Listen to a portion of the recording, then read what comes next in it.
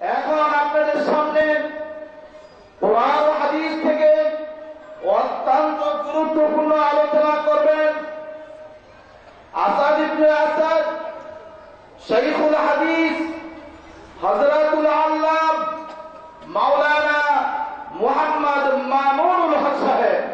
হযরতুল আল্লাম শাইখুল হাদিস মাওলানা মুহাম্মদ মামুনুল হক সাহেব শাইখুল হাদিস জামিয়া রহমানিয়া আরবিয়া মোহাম্মদপুর ঢাকা।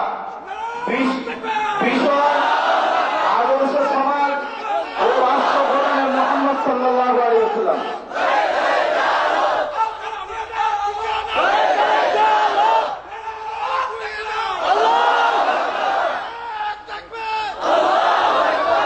আমি হযরতের মহামূল্যবান তাকরীর পেশ করার জন্য সবিনয় অনুরোধ জানাচ্ছি। السلام عليكم ورحمة الله. إن الحمد لله نحمده ونستعينه ونستغفره ونؤمن به ونتوكل عليه ونشهد أن لا إله إلا الله وحده لا شريك له ونشهد أن سيدنا ومولانا محمدا عبده ورسوله الذي أرسله الله إلى كافة الناس بشيرا ونذيرا وداعيا إلى الله بإذنه وسراجا منيرا. أما بعد فأعوذ بالله من الشيطان الرجيم. بسم الله الرحمن الرحيم. محمد رسول الله والذين معه أشداء على الكفار رحماء بينهم تراهم ركعا سجدا يبتغون فضلا من الله ورضوانا. وقال رسول الله صلى الله عليه وسلم ألا من ظلم معاهدا أو انتقصه أو كلفه فوق طاقته فأنا حجيجه يوم القيامة. وقال رسول الله صلى الله عليه وسلم مثل المؤمنين في توادهم وتراحمهم كمثل جسد واحد إن اشتكى عضو تداعى له سائر الجسد بالسهر والحمى. بارك الله لنا ولكم في القرآن العظيم ونفعنا وإياكم بالآيات والذكر الحكيم. اللهم صل على محمد وعلى آل محمد كما صليت على إبراهيم وعلى آل إبراهيم إنك حميد مجيد. اللهم بارك على محمد وعلى آل محمد كما باركت على إبراهيم وعلى آل إبراهيم إنك حميد مجيد. محترم حضرت صدر جلسہ উপস্থিত হযরত উলামায়ে কেরাম পরম শ্রদ্ধাভাজন আমার মুরব্বী সাহেবান সমবেত ইসলাম প্রিয় দেশ দরদি কোরআন প্রেমিক তৌহিদি মুসলমান ভাই ও বন্ধুগণ, আল্লাহ পাক রব্বুল আলামিনের দরবারে অসংখ্য অগণিত শুকরগুজারি আদায় করি যে আপনাদের এই অঞ্চল সবুজবাগ ও খিলগাঁওয়ের ইমাম ও ওলামা পরিষদের উদ্যোগে আজকে 3 দিন ব্যাপী আজিমুশান ওয়াজ মাহফিল অনুষ্ঠিত হচ্ছে। 3 দিনের আজকে হল সমাপ্তি দিবস। আল্লাহ পাক রব্বুল আলামিন ওলামায়ে কিরাম আইম্মায়ে এযামের এই মজলিসে আমাদেরকে উপস্থিত হওয়া, এখানে বসে আল্লাহর দ্বীনের কথা আলোচনা করবার এবং শুনবার তৌফিক দিয়েছেন। রব্বে কারীমের বড়ই মেহেরবানি। এই জন্য আল্লাহ পাক রব্বুল আলামিনের দরবারে শুকরগুজারি আদায় করে কালিমাতুশ শুকর করি আলহামদুলিল্লাহ। বিগত 3 দিন ধরে আমরা হযরত উলামায়ে কিরামের কাছ থেকে কোরআন এবং হাদিসের মূল্যবান আলোচনা শুনেছি। এখন আমরা আজকের এই 3 দিনের মাহফিলের শেষ দিবসের একেবারেই অন্তিম লগনে শেষ মুহূর্তে আমরা উপস্থিত। আর কিছুক্ষণের মধ্যেই 3 দিনের এই মাহফিলের সমাপ্তি ঘটবে।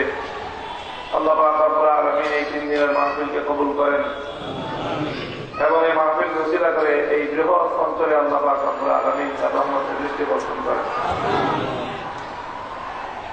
মুহতারাম হাজিরিন, বড় করুণ এবং এক নাজুক সময় আজকে আমরা এখানে সমবেত হয়েছি। উম্মতে মুসলিমার জন্য সময়টি আসলে খুবই মর্মপীড়ার সময়, হৃদয় বিদারক এক সময়।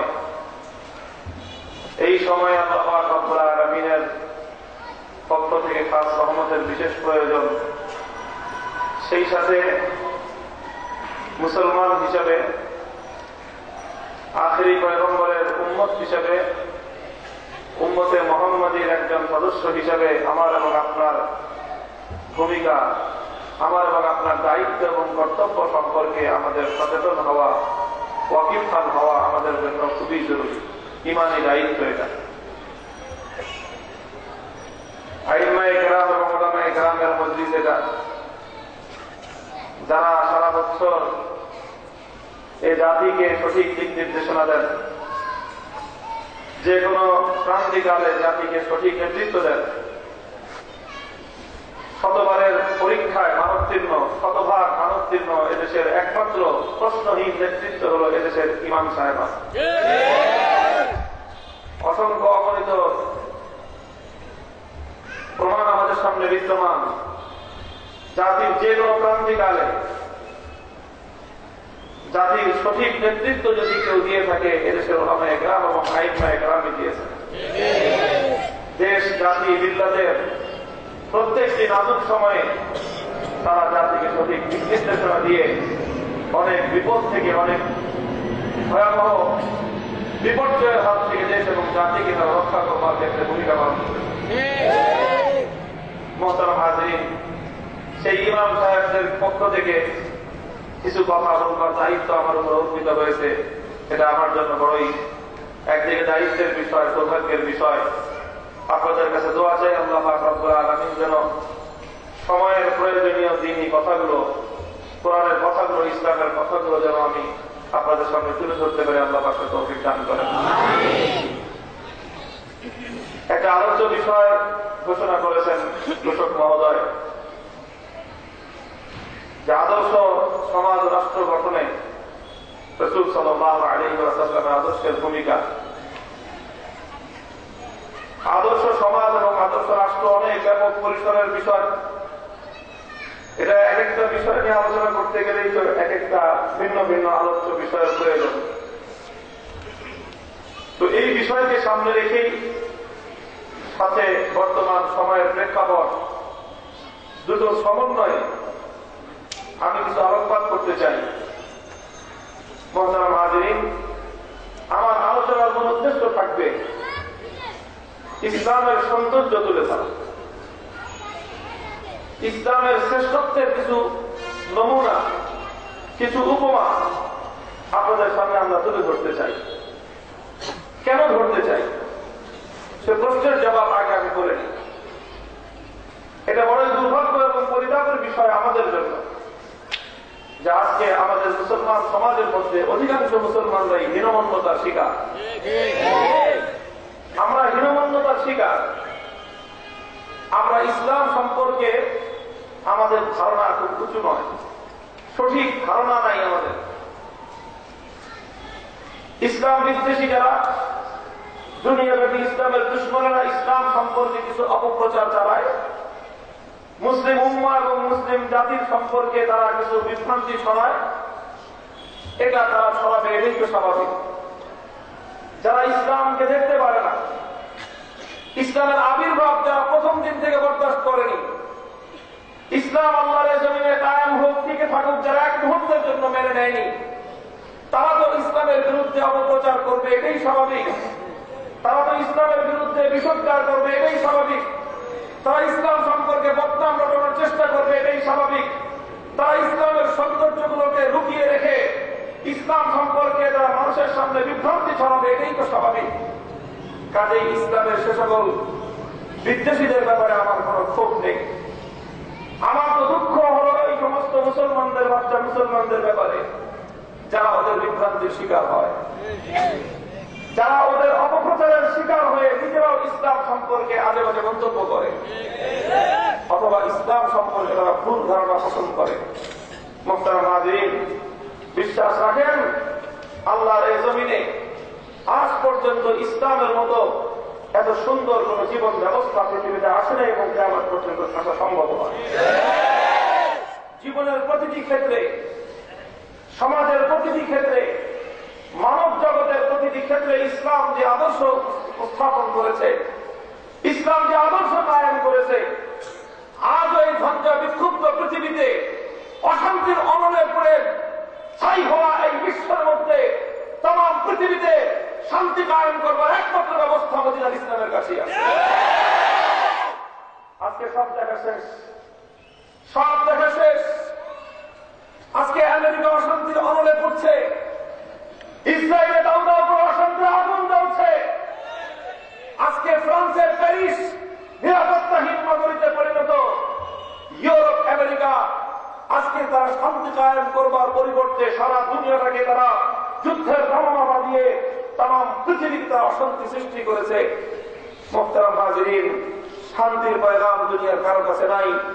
আসো দুনিয়ার মানব, বিশ্ব মানবতা, আসো, শান্তির পয়গাম যদি তোমাদেরকে পেতে হয় একমাত্র মদিনার কাছেই বাবা। আমরা কোরআন ছাড়া শান্তি সত্যিকার পয়গাম পৃথিবীতে কেউ দিতে পারি। মুহতারাম হাজিরিন, এজন্য আমি বলবো আমাদের আবার নতুন করে ইসলাম সম্পর্কে পড়ালেখা করা দরকার। ইসলাম সম্পর্কে আমাদের সত্যিকার উপলব্ধির প্রয়োজন। ইসলাম সম্পর্কে আমাদের ভিতরে যেন হীনমন্যতা না থাকে। ইসলাম অনেক উদার একটা আদর্শের নাম। ইসলাম একটা উদার আদর্শের নাম, জীবন ব্যবস্থার নাম। এই জীবন ব্যবস্থা যেখানেই কায়েম হবে সেখানেই ফুলের বাগান তৈরি হবে। ইসলামকে যেখান থেকে বিদায় করা হবে সেখানেই হুতুম পেঁচার বিরাম ভূমি তৈরি হবে। সমাজ থেকে যদি ইসলাম নির্বাচিত হয়েছে, সেই সমাজে হুতুম পেঁচার বিরাম ভূমি তৈরি হয়েছে। যে রাষ্ট্র থেকে ইসলামকে নির্মূল করা হয়েছে সে রাষ্ট্র অশান্তির জাহান্নামের আগুনে তৈরি হয়েছে। মুহতারাম হাজিরিন, এই কথাগুলো আমরা এজন্য বলছি কারণ এই ব্যাপারে আমাদের 1% সন্দেহের কোন অবকাশ নেই যে দুনিয়াতে সর্বশ্রেষ্ঠ জীবন ব্যবস্থার নাম হল ইসলাম। আল্লাহ রাব্বুল আলামিন আমাদেরকে সেই ইসলামের অনুসারী হওয়ার তৌফিক দিয়েছেন। এই জন্য আরেকবার দিন থেকে আল্লাহর শুকরগুজারি আদায় করে আলহামদুলিল্লাহ। পবিত্র কোরআনে পাকের সূরাতুল ফালাক থেকে একটা আয়াত আমি তেলাওয়াত করেছি আপনাদের সম্মুখে। এই আয়াতের সমর্থনে আল্লাহর পয়গম্বরের দুটি হাদিস আমি পাঠ করেছি।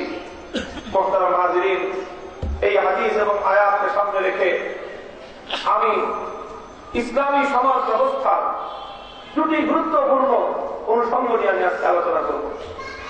আলহামদুলিল্লাহ, এ কথা বলতে আমাদের কোন দ্বিধা নেই। ১৫০০ বছরের ঐতিহাসিক বাস্তবতার দ্বারা সুপ্রমাণিত কথা হলো এই যে ইসলাম হলো এই পৃথিবীতে সবচেয়ে উদারতত্ত্ব। ইসলাম হলো এই পৃথিবীতে সম্প্রীতির ধর্ম। মানুষের মানুষের সম্প্রীতি, মানুষের মানুষের সৌহার্দ্যের সম্পর্ক, মানুষের মানুষের ভালোবাসার সম্পর্ক কায়েম, এটা যদি পৃথিবীতে করে থাকে একমাত্র ইসলামই করেছে। ইসলামের সোনালী যুগের কথা কি বলবো? সোনালী যুগ তো সোনার যুগই ছিল। আজকে বলা হয় বর্তমান যুগটা হলো আসলে মুসলমানদের পতনের যুগ।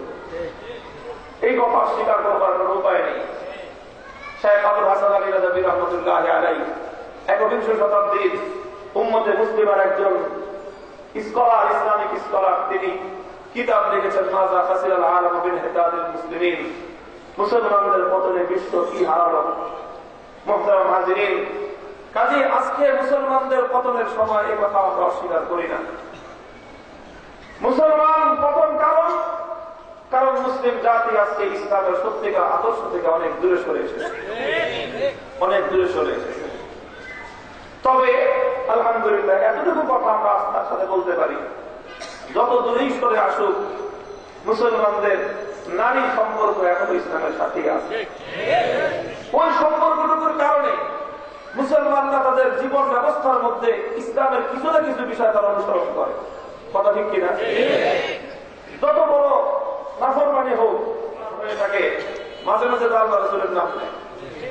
যত বড় নাফরমান হোক, যত বড় পাপী হোক, যদি সে মুসলমান হয়ে থাকে, মাঝে মাঝে আল্লাহর কোরআনটা তো স্পষ্ট করে, মাঝে মাঝে সে আল্লাহ রাসূলের নাম মুখে উচ্চারণ করে।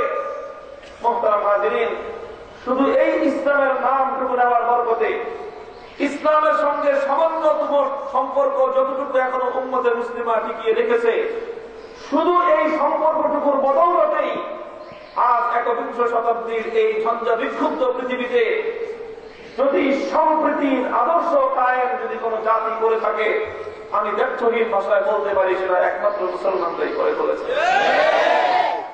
অথচ ইসলামের বিরুদ্ধে, মুসলমানদের বিরুদ্ধে অপপ্রচার চলছে যে মুসলমানরা নাকি সাম্প্রদায়িক জাতি। ইসলামের বিরুদ্ধে সাম্প্রদায়িকতা, অবৈধ এবং অন্যায় অভিযোগ দায়ের করা হয়। মুহতারাম হাজিরিন, ইসলাম এবং মুসলমানরা আজও পর্যন্ত পৃথিবীতে সাম্প্রদায়িক সম্প্রীতি কায়েম করবার ক্ষেত্রে সবার চেয়ে ঊর্ধ্বে শুধু নয়, বহু ঊর্ধ্বে অবস্থান করতেছে। আজকে একটু তাকান না পৃথিবীর দিকে, পৃথিবীর প্রান্তে প্রান্তে কি দেখবো আমরা? মুহতারাম হাজিরিন, চলেন ইসরায়েলে গিয়ে দেখেন, ফিলিস্তিনের মাটিতে বিগত 50 বছর পর্যন্ত সেখানে জায়নবাদী ইহুদিদের নির্মম নির্যাতনের শিকার মুসলমানেরা প্রতিদিন ফিলিস্তিনের পবিত্র ভূখণ্ডের মাটি আমার এবং আপনার ভাই বোনদের রক্তে আল্লাহর জন্য রঞ্জিত হয়। আজকে মধ্যপ্রাচ্যের দিকে তাকিয়ে দেখুন, বাগদাদ, ফোরাতের নদীর পাড়, তিকরিস, মুসল, কুফা, বসরা, গোটা মধ্যপ্রাচ্য আজকে খ্রিস্টানদের হায়না আক্রমণে আর গোটা মধ্যপ্রাচ্য বারুদের খণ্ডে সাজানো হয়ে আছে। মুসলমানদের পবিত্র ভূখণ্ড আফগানিস্তান তামায় পরিণত হয়ে গেছে। মিশরের নীলদরিয়ার পানি আজ লাল রূপান্তরিত হয়ে গেছে। মুহতারাম হাজিরিন, আসেন এভাবেই দেখবেন আমার এবং আপনার আশেপাশে, আমাদের সীমান্তের পার্শ্ববর্তী এলাকা, বারবার মুসলমানরা শুধু 1-2 বছর নয়, প্রায় 300 বছর পর্যন্ত সাম্প্রদায়িক উগ্র বৌদ্ধ রাখাইনদের দ্বারা নির্মম নির্যাতনের শিকার। বারবার প্রতিদিনের সকালবেলার সূর্য উদিত হয়, প্রতিদিন সন্ধ্যাবেলা সূর্য অস্তমিত হয় মুসলমানদের রক্তে লাল হয়ে। মুহতারাম হাজিরিন, চলুন মুসলমানদের হাজার বছরের ঐতিহ্যের নগরী ভূস্বর্গ কাশ্মীরে, সেখানে আজ মুসলমানরা অর্ধ শতাব্দী পর্যন্ত স্বাধীনতার জন্য সংগ্রাম করছে, অথচ সাম্প্রদায়িক উগ্র গোষ্ঠী সেখানে মুসলমানদের ন্যায্য স্বাধীনতার অধিকারকে বুলেটের আঘাতে ছাত্রা করে দিচ্ছে। সারা পৃথিবীর চিত্র কি? মুসলমানরা মার খাচ্ছে বৌদ্ধদের হাতে, মুসলমানরা মার খাচ্ছে হিন্দুদের হাতে, মুসলমানরা মার খাচ্ছে খ্রিস্টানদের হাতে, মুসলমানরা নির্যাতিত হচ্ছে ইহুদিদের হাতে। সারা দুনিয়া আছে কসাইখানায় রূপান্তরিত, মুসলমানদের রক্তে আল্লাহর জমিন রঞ্জিত। এই অবস্থায় মুসলমান যদি জুলুম নির্যাতনের যাতা করে পিষ্ট হয়ে শুধুমাত্র বাঁচার জন্য একটু আক্রমণ করে আহ বলে উঠে, সারা পৃথিবী বলবে এই হলো জঙ্গিবাদ। মার খেতে খেতে যখন একটু চিৎকার করে উঠবে, বলবে এরা হলো উগ্রবাদী। মুহতারাম হাজিরিন, তাই আজকে আমরা উচ্চ কণ্ঠে বলতে চাই, আলহামদুলিল্লাহ সুম্মা আলহামদুলিল্লাহ, উগ্রবাদ এবং জঙ্গিবাদ, সাম্প্রদায়িকতা মুসলমানদের ধর্মের সঙ্গে কোনোদিনও যায় না। ইসলাম ধর্মের দেওয়ার কোন স্থান নাই। এটা শুধুমাত্র মুসলমানদের আজকের কথা নয়, ১,৫০০ বছরের ইতিহাস এটাই। কথা ঠিক কিনা? আর এটা হবেই বা না কেন? ইসলাম ধর্মের পয়গম্বর মুহাম্মদ আরবি সাল্লাল্লাহু আলাইহি ওয়াসাল্লাম ইরশাদ করেছেন, আবু দাউদ শরীফে বিশুদ্ধ সনদের মাধ্যমে বর্ণিত হাদিস, আলা মান যালামা মুআহিদান আন ইনতাকাসাহু আও কাল্লামাহু ফাওকা তাআতিহি ফাআনা হাজিজুহু ইয়াওমাল কিয়ামাহ। বিশ্বনবী রাহমাতুল লিল আলামিন সাল্লাল্লাহু আলাইহি ওয়াসাল্লাম ইরশাদ করতেছেন, আমার উম্মতেরা, মুসলিম অধ্যুষিত এলাকায়, মুসলমানদের বসবাসের এলাকায় যে সকল সংখ্যালঘু অমুসলিমরা বসবাস করবে, যে সকল সংখ্যালঘু অমুসলিমরা বসবাস করবে, খবরদার খবরদার, আমার উম্মত মুসলমান সংখ্যালঘু অমুসলিমদের উপর কোনদিন তোমরা নির্যাতন করবে না, জুলুম করবে না, অন্যায় করবে না। যদি তোমাদের মধ্যে কেউ কোন সংখ্যালঘুর উপর নির্যাতন করো, মান যালামা মুআহিদান আও ইনতাকাসাহু, অথবা কোন সংখ্যালঘুর কোন অধিকার যদি তোমরা কেড়ে নাও, আও কাল্লামাহু ফাওকা তাআতিহি, অথবা কোন সংখ্যালঘুকে দিয়ে কোন বোঝা চাপিয়ে সেই বোঝার যথাযথ যদি তাকে পারিশ্রমিক তোমরা না দাও, সংখ্যালঘুর অধিকার খর্ব করবার কারণে দুনিয়ার কোন আদালতে যদি তোমার বিচার না হয়, কিয়ামতের দিন আল্লাহ পাক রব্বুল আলামিনের ইনসাফের সুপ্রিম আদালতে স্বয়ং রাহমাতুল লিল আলামিন মুহাম্মদ আরবি সাল্লাল্লাহু আলাইহি ওয়াসাল্লাম তার উম্মতের বিরুদ্ধে বাদী হয়ে বিচার দায়ের করবেন।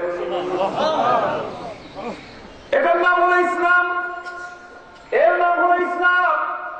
ইসলাম শুধু মুসলমান নয়, পৃথিবীতে কেবলই মুসলমানের তরে আসেনি গো ইসলাম, কেবলই মুসলমানের তরে আসেনি গো ইসলাম। যারা ইসলাম সম্পর্কে মানুষের মধ্যে ভীতির সঞ্চার করে, অনেক মানুষ আছে ইসলাম সম্পর্কে মানুষের মধ্যে ভুল ধারণা জন্ম দেওয়ার চেষ্টা করে। তারা বলে রাষ্ট্রীয় পর্যায়ে যদি ইসলাম কায়েম হয়ে যায় তবে দেশে কোনো সংখ্যালঘু থাকতে পারবে না। আল্লাহর কসম খেয়ে বলি, রাষ্ট্রীয় পর্যায়ে যদি ইসলাম পরিপূর্ণভাবে কায়েম হয়, খোদার কসম খেয়ে বলি, এদেশে সংখ্যালঘুদের দিকে কেউ চোখ তুলেও তাকানোর হিম্মত পাবে না। ইসলাম সর্বপ্রথম আল্লাহর জমিনে সংখ্যালঘুদের, অমুসলিমদের বৈধ অধিকারগুলো কায়েম করেছে। শুধু অধিকার কায়েম করেছে তাই নয়, বরং মানবতার চরম পরাকাষ্ঠা আল্লাহর জমিনে ইসলাম প্রদর্শন করে পৃথিবীতে ভিন্ন জাতি, ভিন্ন মতাবলম্বীদের প্রতি উদারতার যে আদর্শ ইসলাম কায়েম করেছে, আজ পর্যন্ত পৃথিবীতে এর কোন দৃষ্টান্ত কেউ দেখাতে পারবে না। ইসলাম নামটাই তো রেখেছে কত সুন্দর। মুসলিম এলাকায় যে সকল অমুসলিমরা বসবাস করে, ইসলামের পরিভাষা হলো তাদের জন্য জিম্মি। তাদেরকে ইসলাম বলে জিম্মি। কি বলে? জিম্মি বলে। এটা ইসলামের আরবি পরিভাষা। এই পরিভাষার মধ্যেই তো কি চমৎকার সৌন্দর্য রয়ে গেছে। জিম্মি কেন বলে? জিম্মি শব্দটা আরবি শব্দ জিম্মা থেকে এটা বের হয়েছে। জিম্মা তো বুঝেন, জিম্মা তো আমরাও বলি। কোর্টে আপনি একটু জামিন চাইতে দেবেন, তখন কোর্টের কাছে আপনাকে বলতে হবে আপনি কার জিম্মায় জামিন চান। তখন বিচারক লিখে দিবে অমুককে অমুকের জিম্মায় জামিন দেওয়া হলো। জিম্মা মানে কি? অমুককে অমুকের দায়িত্বে সুপর্দ করা হলো। জিম্মা মানে হলো দায়িত্ব। মুসলিম এলাকায় যে সকল অমুসলিমরা বসবাস করে তারা কারো দায়িত্বে থাকে। কার দায়িত্বে থাকে?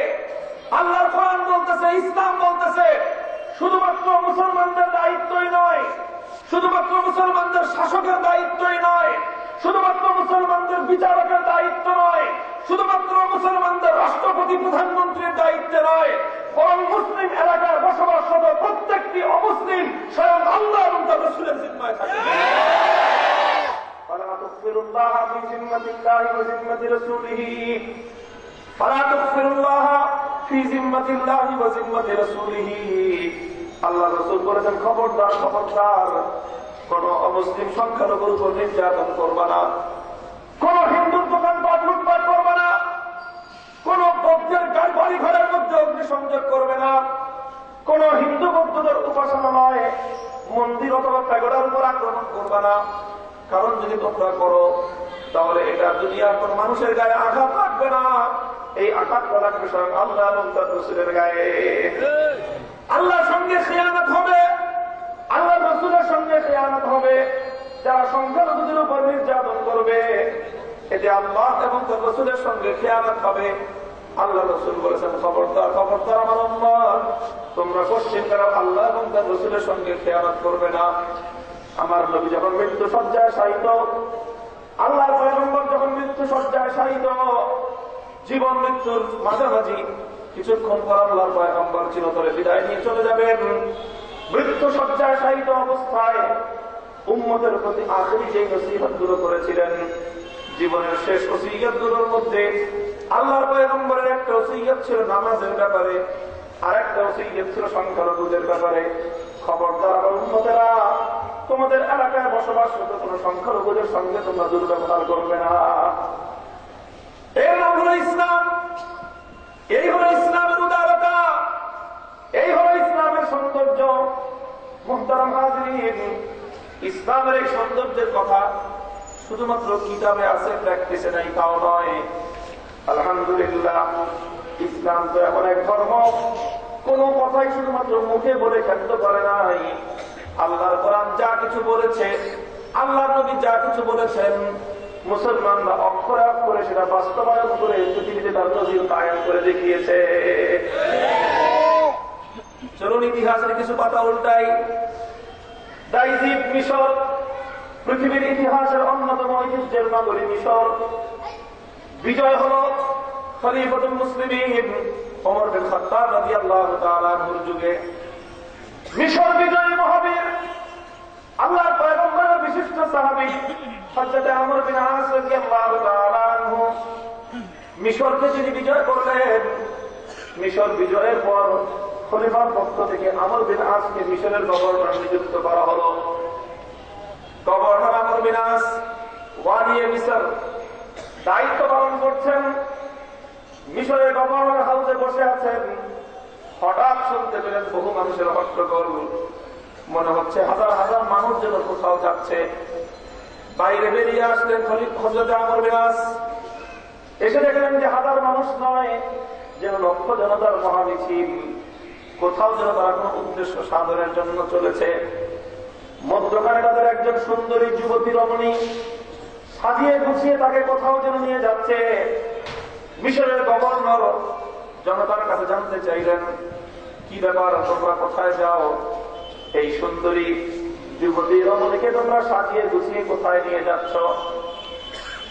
মিশরের জনগণ জবাব দিল, গভর্নর সাহেব, মিশরের ইতিহাস হলে মিশর কৃষি প্রধান এলাকা।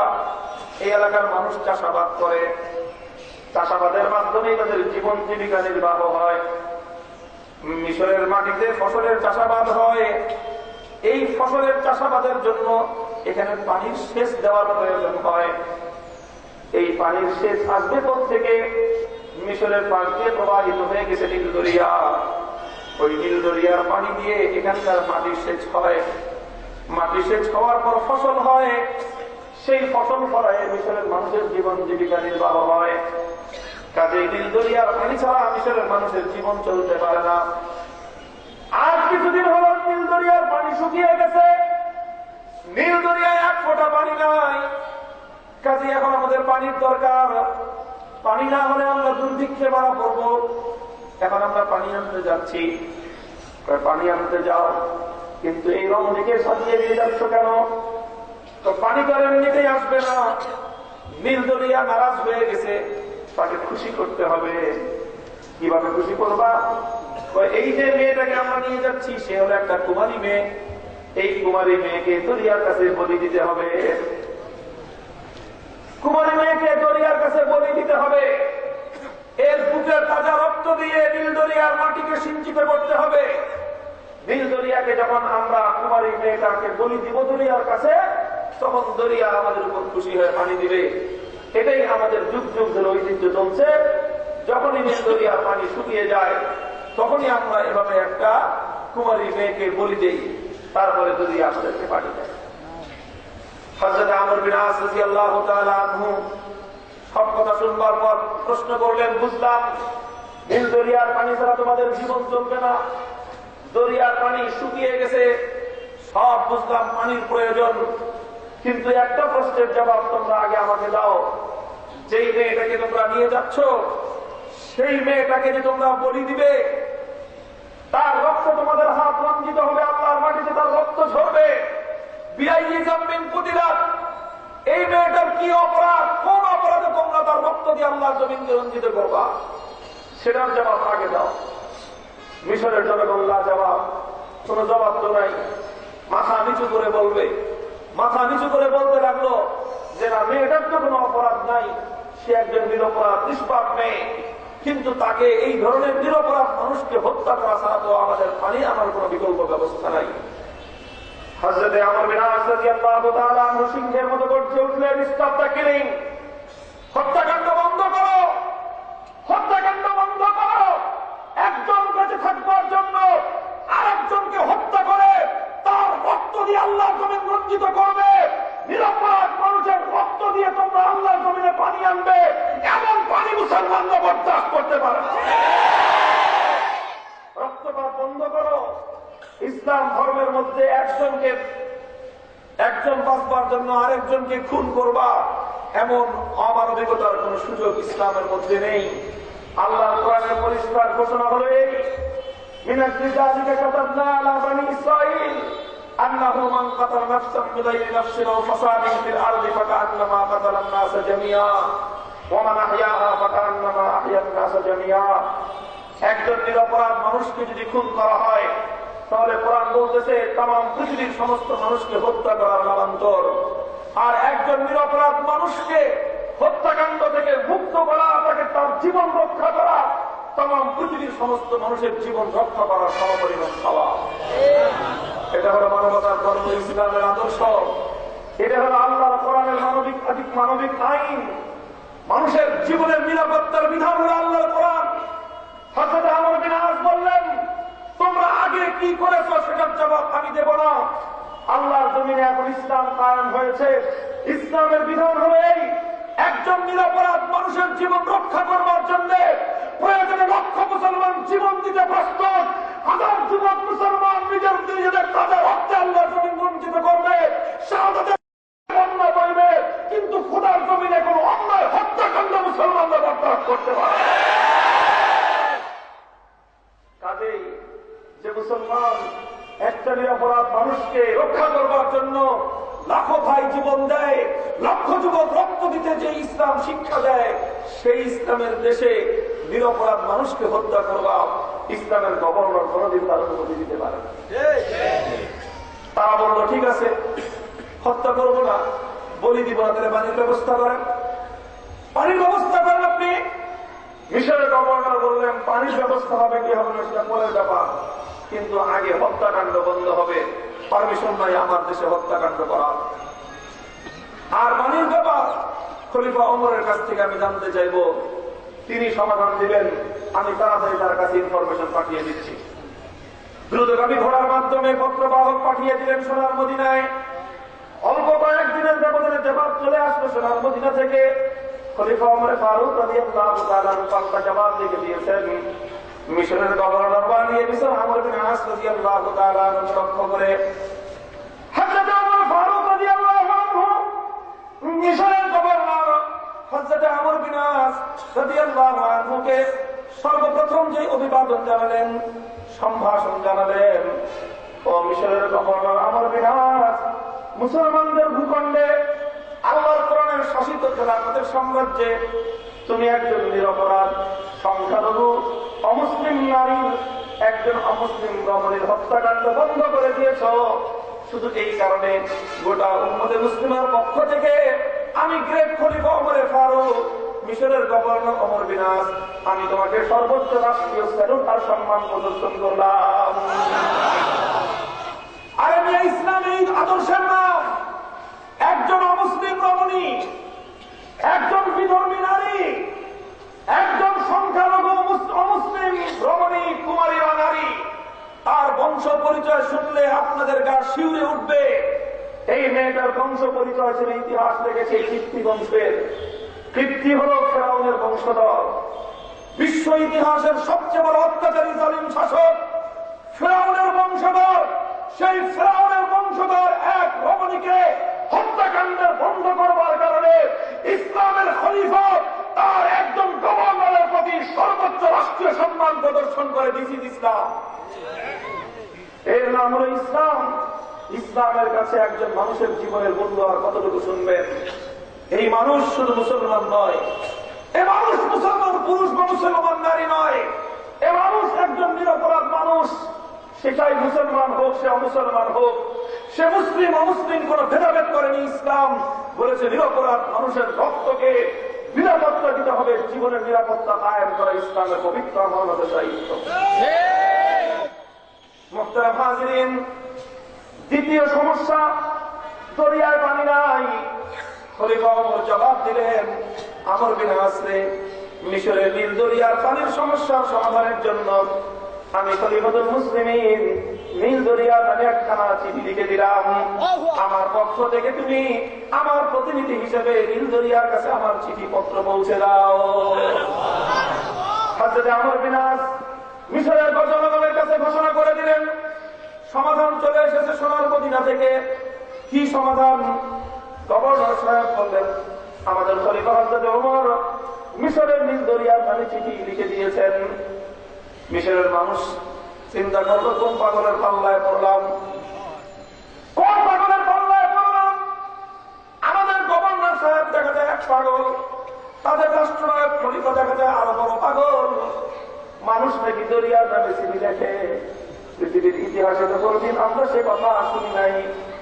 তারা ভিতরে ভিতরে হাসাহাসি করতে আরম্ভ করলো, তাচ্ছিল্যের হাসি হাসতে আরম্ভ করলো। মানুষ চিঠি লিখলো, সেই চিঠি নাকি পাবে হলো দরিয়া। মুহতারাম হাজিরিন, হযরত আমর বিন আস সিদ্ধান্তের উপর অটল। তোমরা যতই হাসাহাসি তাচ্ছিল্য করো না কেন, খলিফাতুল মুসলিমের আদেশ পালন করা ছাড়া আমার তো কোনো কর্তব্য নাই। আমি চললাম চিঠি নিয়ে মিশরের নীল দরিয়ার কাছে। দরিয়ার কাছে আমি চিঠি পৌঁছে দিব। হযরত আমর বিন আস সঙ্গী সাথী নিয়ে চললেন দরিয়ার দিকে। গোটা মিশরের জনগণ, লক্ষ লক্ষ মানুষ বাঘ ভাঙ্গা জোয়ারের মতো পিছনে ছুটল তামাশা দেখবার জন্য। খলিফাতুল মুসলিমিন ওমর ফারুক চিঠি লিখেছেন, সেই চিঠি নাকি নীল দরিয়া পড়বে। এই তামাশা দেখবার জন্য তারা সকলেই ছুটল। হযরত আমর বিন আস রাদিয়াল্লাহু তাআলা মিশরের গভর্নর নীল দরিয়ার পাড়ে গিয়ে দাঁড়ালেন। পত্রবাহকের মাধ্যমে দরিয়ার মধ্যখানে চিঠি পাঠিয়ে দিলেন। ও দোস্ত, হযরত ওমর ফারুক রাদিয়াল্লাহু তাআলা চিঠির মধ্যে লিখে দিয়েছেন, মিন আমিরুল মুমিনিন খলিফাতুল মুসলিমিন ওমর বিন খাত্তাব রাদিয়াল্লাহু আনহু ইলা বাহরিন নীল আম্মা বা'দু ফায়া বাহরান নীল। এভাবে তিনি আল্লাহর উপর আল্লাহর হামদ, আল্লাহর রাসূলের উপর দরুদ পড়বার পর নীল দরিয়াকে সম্বোধন করে বলছেন, ও মিশরের নীল দরিয়া, তুমি যদি আমার আল্লাহর হুকুমে প্রবাহিত হয়ে থাকো, তুমি যদি আল্লাহর হুকুমে প্রবাহিত হয়ে থাকো, তাহলে আমি হলাম এই পৃথিবীতে আল্লাহর পক্ষ থেকে আমি আল্লাহর প্রতিনিধি, আমি হলাম আল্লাহর পক্ষ থেকে রিপ্রেজেন্টেটিভ ভাইসরয়, আমি আল্লাহর জমিনে আল্লাহর খলিফা, আমি আল্লাহর পক্ষ থেকে তোমার প্রতি হুকুম জারি করলাম, সার্কুলার জারি করলাম। আমার রাষ্ট্রীয় নির্দেশনা পাওয়ার পর আল্লাহর গোলাম নীল দরিয়া এক মুহূর্ত কাল বিলম্ব করবার পারমিশন নাই। আমার চিঠি পাওয়া মাত্রই তুমি আবার আগের মতো প্রবাহিত হতে শুরু করবা। আর যদি নীল দরিয়া তুমি আমার আল্লাহর হুকুম ছাড়া নিজের ইচ্ছায় প্রবাহিত হয়ে থাকো, তাহলে তোমার জন্য খলিফাতুল মুসলিমিনের পয়গাম হবে, যেই দরিয়া আল্লাহর জমিনে আল্লাহর হুকুম ছাড়া প্রবাহিত হয়, তাহলে তোমার জন্য আমার পয়গাম হলো, যে দরিয়া আল্লাহর হুকুম ছাড়া আল্লাহর জমিনে প্রবাহিত হয়, এমন কুলাঙ্গার দরিয়ার মুসলিম উম্মার কোনো প্রয়োজন নাই।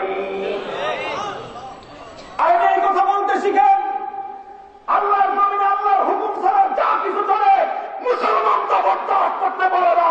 আল্লাহর হুকুম ছাড়া এই নদী প্রবাহিত হয়, সে নদীর মুসলমানদের প্রয়োজন নাই। আল্লাহর জমিনে আল্লাহর হুকুম ছাড়া যে আদর্শ চলে, সে আদর্শের মুসলমানদের প্রয়োজন নাই। আল্লাহর জমিনে আল্লাহর হুকুম ছাড়া যে অর্থনীতি চলে, সে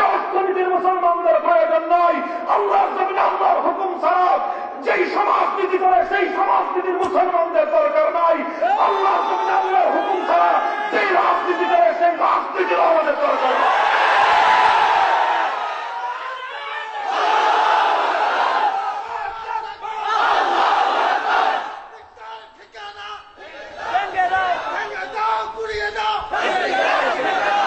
মুহতারাম হাজিরিন, হযরত ওমর ফারুক রাদিয়াল্লাহু আনহুর পক্ষ থেকে চিঠি নিয়ে পত্রবাহক দরিয়ার মধ্যখানে রাখলো।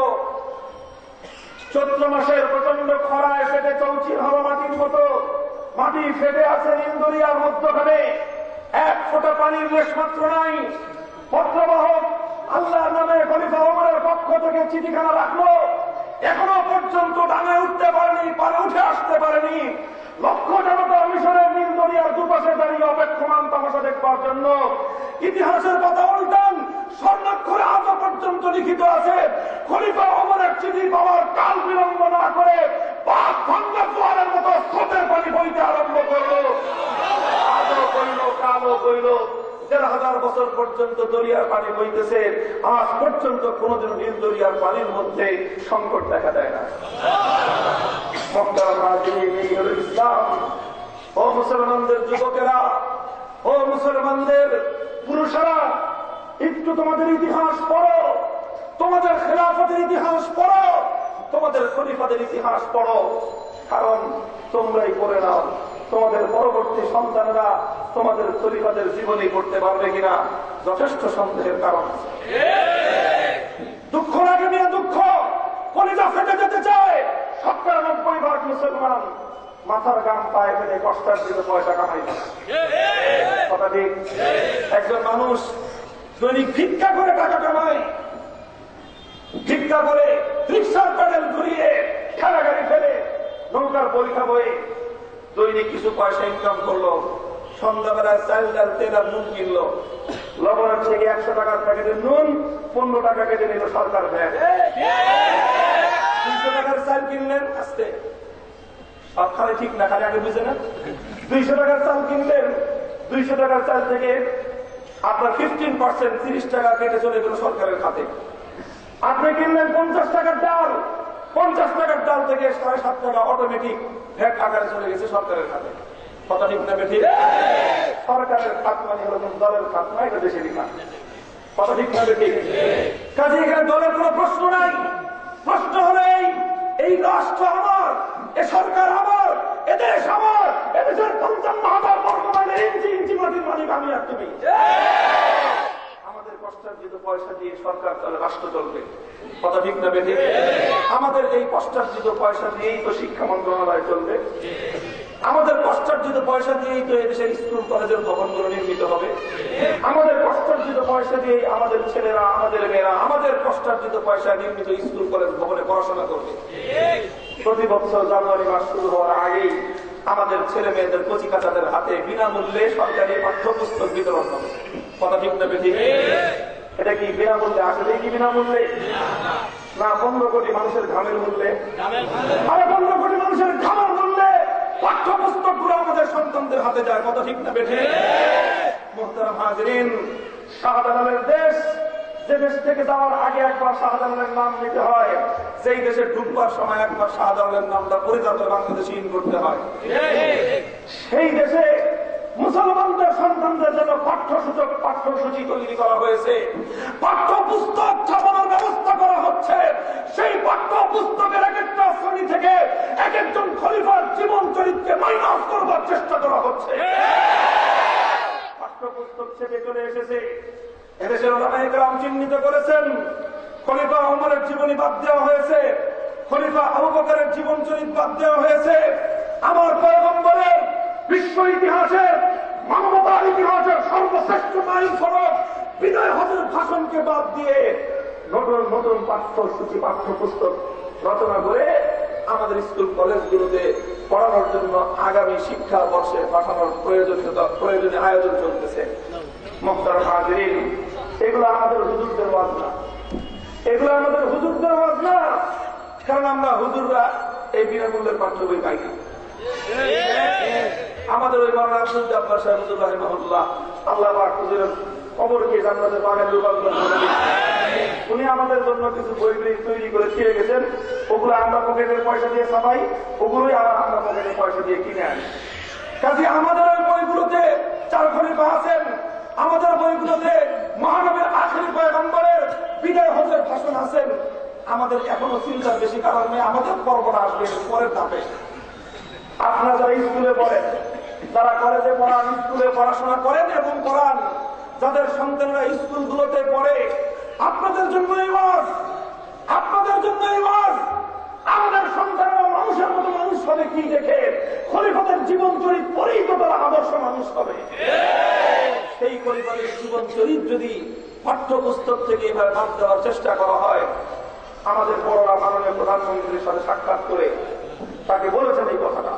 আল্লামা আহমদ শফীর পক্ষ থেকে এদেশের শীর্ষস্থানীয় উলামায়ে কেরাম গত 4 দিন আগে প্রধানমন্ত্রীর কার্যালয়ে গিয়ে বিনয়ের সঙ্গে কথাগুলো বলে এসেছেন।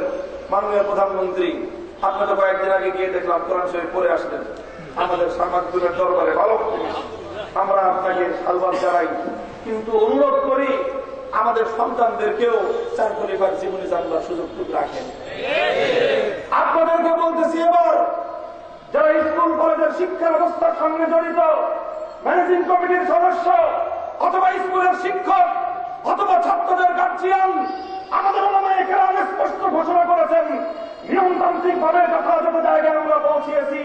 বাংলাদেশের প্রত্যেকটি ডিসির অফিসে আমরা স্মারকলিপি দিয়েছি, প্রত্যেকটি কিউনের কাছে আমরা স্মারকলিপি দিয়েছি, শিক্ষা মন্ত্রণালয়ের কর্মকর্তা আমরা আওয়াজ পৌঁছে দিয়েছি।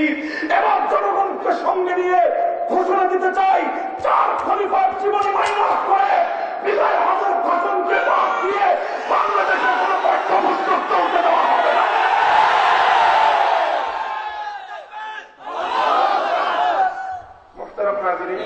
তুলতে না করছে আবার তুলেন কেন? ছবি তুলতে না করছে আবার ছবি মুহতারাম হাজিরিন, বলতেছিলাম খলিফা ওমর ফারুক রাদিয়াল্লাহু তাআলা আনহুর জীবন আদর্শের কথা। খলিফাদের জীবন আদর্শ করবার প্রয়োজন আছে না? আছে। আমাদের মুসলমানদের সন্তানদের তো পাঠাবলির সিস্টেম শেখার কোনো দরকার আছে? পাঠাবলি কেমনে দিতে হয় এটা মুসলমানদের বাচ্চাদের শেখার কোনো দরকার আছে? যদি দরকার থাকে হিন্দু ধর্মাবলম্বীদের দরকার। হিন্দু ধর্মাবলম্বীরা বাংলাদেশে তারা মাইনরিটি, তারা অল্প কিছু সংখ্যক আছে, তাদের জন্য আলাদা ধর্মীয় শিক্ষা, রিলিজিয়াস আপনি তাদের টিচিং এর ব্যবস্থা রাখেন। সেখানে পাঠা বলি যত বলি আছে সব সেখানে, সুর বলি সব সহ শেখান, আমাদের কোনো আপত্তি নেই। মুসলমানদের সন্তানরা পাঠা বলি শিখে কি করবে? মুসলমানদের জন্য তো বলি দেওয়ার পদ্ধতি আল্লাহর নাম ছাড়া কোনো গায়রুল্লাহর নামে যে পশু জবাই করা হয় সেটা খাওয়া হারাম। মুহতারাম হাজিরিন, কাজেই খলিফাদের জীবনে বাদ দিয়ে পাঠাবলির পদ্ধতি শিক্ষা দেওয়া হবে। এই ধরনের অকর্ম, এই ধরনের আকাম কুকাম কারা করতেছে, বাংলাদেশের প্রশাসনে বসে তাদেরকে চিহ্নিত করা উচিত। প্রধানমন্ত্রী একজন ব্যস্ত মানুষ, সারা দেশের সব দিকে নজর রাখতে হয়, সব দিকে তো খেয়াল করানোর মতো সম্ভব না। আমরা একটু সহযোগিতা করলাম, দৃষ্টি আকর্ষণ করলাম, কথা ঠিক না? আমরা অপেক্ষা করতেছি আগামী জানুয়ারি মাসে। আগামী কোন মাসে? জানুয়ারি মাসে যখন নতুন পাঠ্যপুস্তক আসবে, আশা করি 4 খলিফার কোন এক খলিফা বাদ যাবে না। আশা করি বিদায় হজের ভাষণ বাদ যাবে না। আল্লাহ না করুন, আল্লাহ না করুন, আল্লাহ না করুন, যদি কোনো ব্যতিক্রম কিছু হয়, আমি জানি না বাংলাদেশে নতুন কারবালা তৈরি হবে।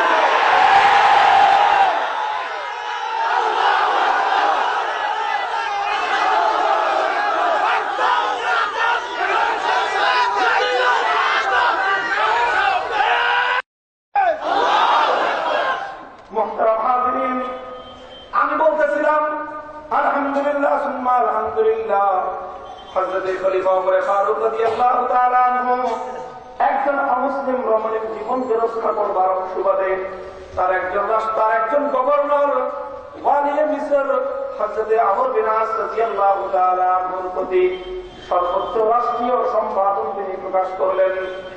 সর্বোচ্চ রাষ্ট্রীয় সম্মাননা তিনি তাকে প্রদান করলেন।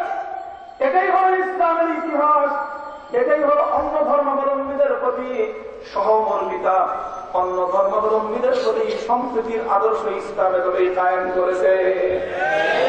মোহতারাম হাজির, আর একটা কথা বলে চারটা আমি ক্লোজ করবো। ছোট্ট একটা কথা, এই যে ঘটনা বললাম, মিশরের গভর্নর আল্লাহ নবীর বিশিষ্ট সাহাবী হযরতে আমর বিন আস রাদিয়াল্লাহু তাআলা আনহুর ইতিহাস, যাকে খলিফাতুল মুসলিমিন ওমর ফারুক রাদিয়াল্লাহু তাআলা আনহু একজন অমুসলিম সংখ্যালঘু বিধর্মী নারীর জীবনকে রক্ষা করবার জন্য রাষ্ট্রীয়ভাবে সর্বোচ্চ সম্মাননা প্রদর্শন করেছিলেন। এই খলিফা ওমর আর এই মিশরের গভর্নর আমর বিন আস, তাদের দ্বিতীয় আরেকটা ঘটনা মুদ্রার অতীত। মিশর থেকে একজন যুবক, সংখ্যালঘু যুবক, একজন কিপ্তি যুবক, ফেরাউনের বাচ্চা একটা যুবক চলে গেল সোনার মদিনায়। খলিফা ওমরের দরবারে গিয়ে বলল, খলিফা ওমর, ফরিয়াদি হয়ে এসেছি সুদূর মিশর থেকে সোনার মদিনায়।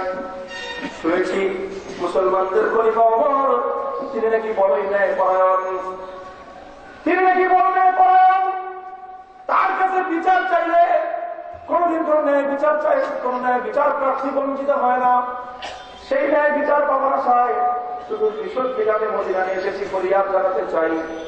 হযরত ওমর ফারুক জিজ্ঞাসা করলেন, বলো তোমার কি ফরিয়াদ?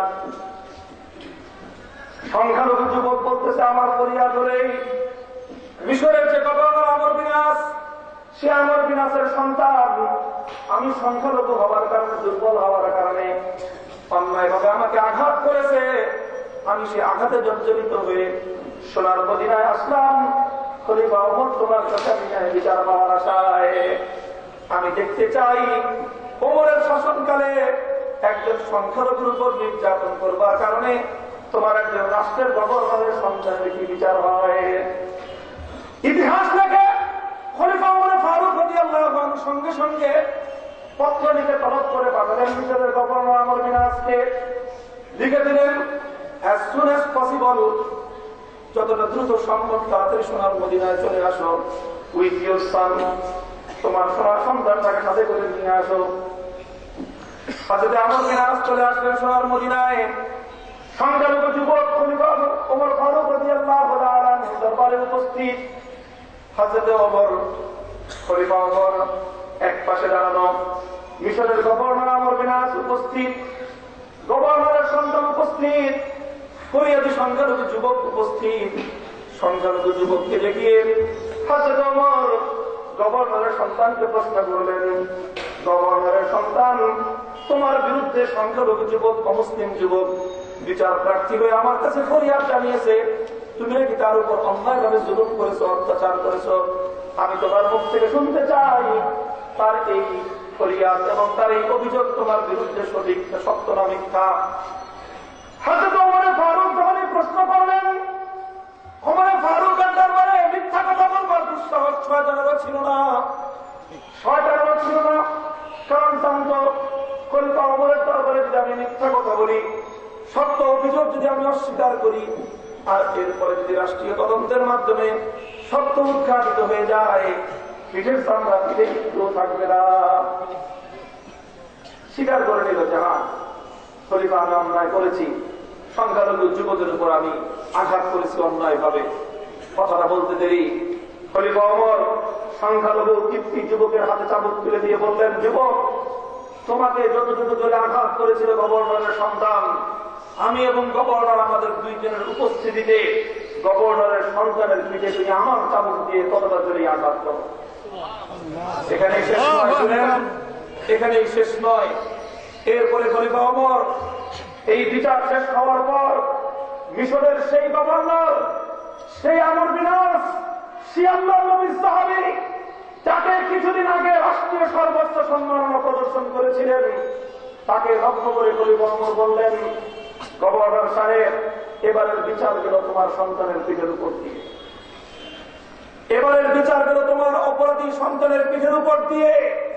ফার্দার যদি ভবিষ্যতে এই ধরনের কোন অভিযোগ দ্বিতীয়বার খলিফা ওমরের দরবারে দায়ের হয়, তুমি বাবা তোমার ক্ষমতার আধিপত্যে, তোমার ক্ষমতার অপব্যবহার করে তোমার সন্তান আমার দেশের সংখ্যালঘু অসহায় নাগরিকের উপর জুলুম করবে, এই বিচার দ্বিতীয়বার খলিফা ওমরের দরবারে দায়ের হলে তখন খলিফা ওমরের চাবুক শুধু তোমার সন্তানের পিঠ নয়, খলিফা ওমরের চাবুক মিশরের গভর্নর আমর বিন আসের পিঠে চাবুক তুলে ফেলবে। ইনসাফ, এর নাম হলো ন্যায় বিচার, এবং এর নাম হলো ইসলাম।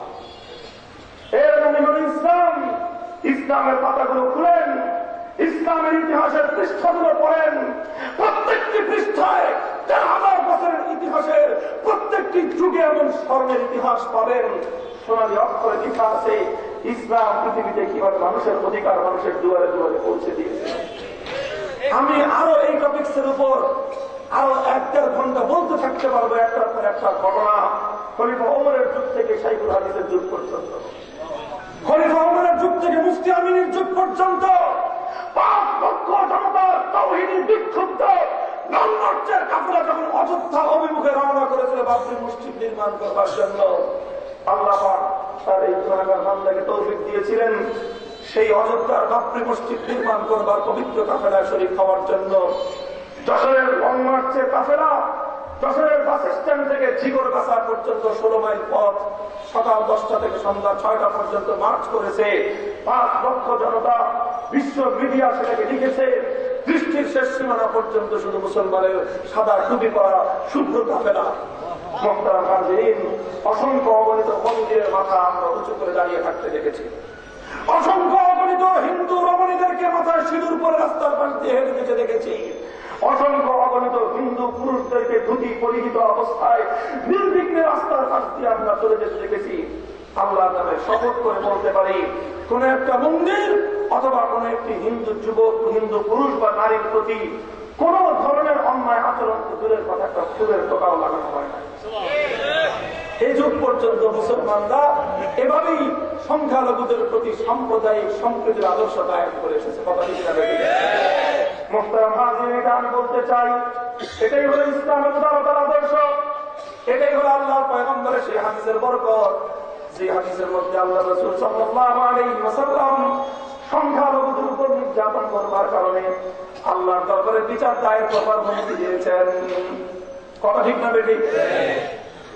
মুহতারাম হাজিরিন, কাজী আমরা যথাযথ ভাষায় বলতে চাই, এদেশের আলেম সমাজ সব সময় বলেছে, আমরা 1992 সালেও বলেছি, 1993 সালেও বলেছি, বাবরি মসজিদ ভেঙেছে এক দেশের সাম্প্রদায়িক উগ্র গোষ্ঠী, সেজন্য আমার দেশের হিন্দুরা দায়ী হয়।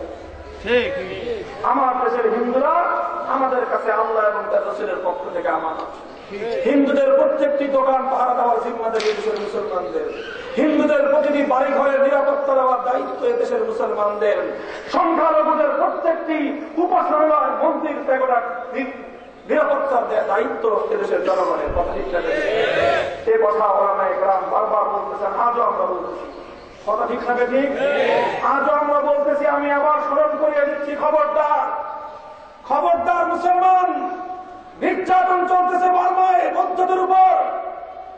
বার্মার উগ্রবাদী রাখাইনরা আমার তোমার বৌদ্ধ ভাইদেরকে ইতিহাসের নির্মম বর্বর নির্যাতন করছে, কিন্তু আমার দেশের বৌদ্ধ ভাইয়েরা এই অন্যায়ের জন্য 1 ইঞ্চি পরিমাণ দায়ী নয়। আল্লাহর কোরআনে স্পষ্ট ঘোষণা, যে অপরাধ করবে শাস্তি কেবলমাত্র তাকেই দেওয়া যাবে। তার অপরাধের কারণে তার ভাইয়ের সাজা দেওয়া যাবে না, তার অপরাধের কারণে তার সন্তানকে সাজা দেওয়া যাবে না, তার অপরাধের কারণে তার কর্মীকে সাজা দেওয়া যাবে না, তার অপরাধের কারণে তার স্ত্রী বা তার স্বামীকেও সাজা দেওয়া যাবে না। কেবলমাত্র যে অপরাধী পারবে তাকে সাজা দেওয়া। কথা ঠিক না? ঠিক। আজকে বাংলাদেশে এই ধরনের কোন পরিস্থিতি আল্লাহ না করুন, সুযোগ সন্ধানী কিছু মানুষ থাকেই যারা মুসলমানদেরকে এবং ইসলামকে বিশ্ব দরবারে তারা বদনাম করতে চায়, উৎসাহনা করতে চায়।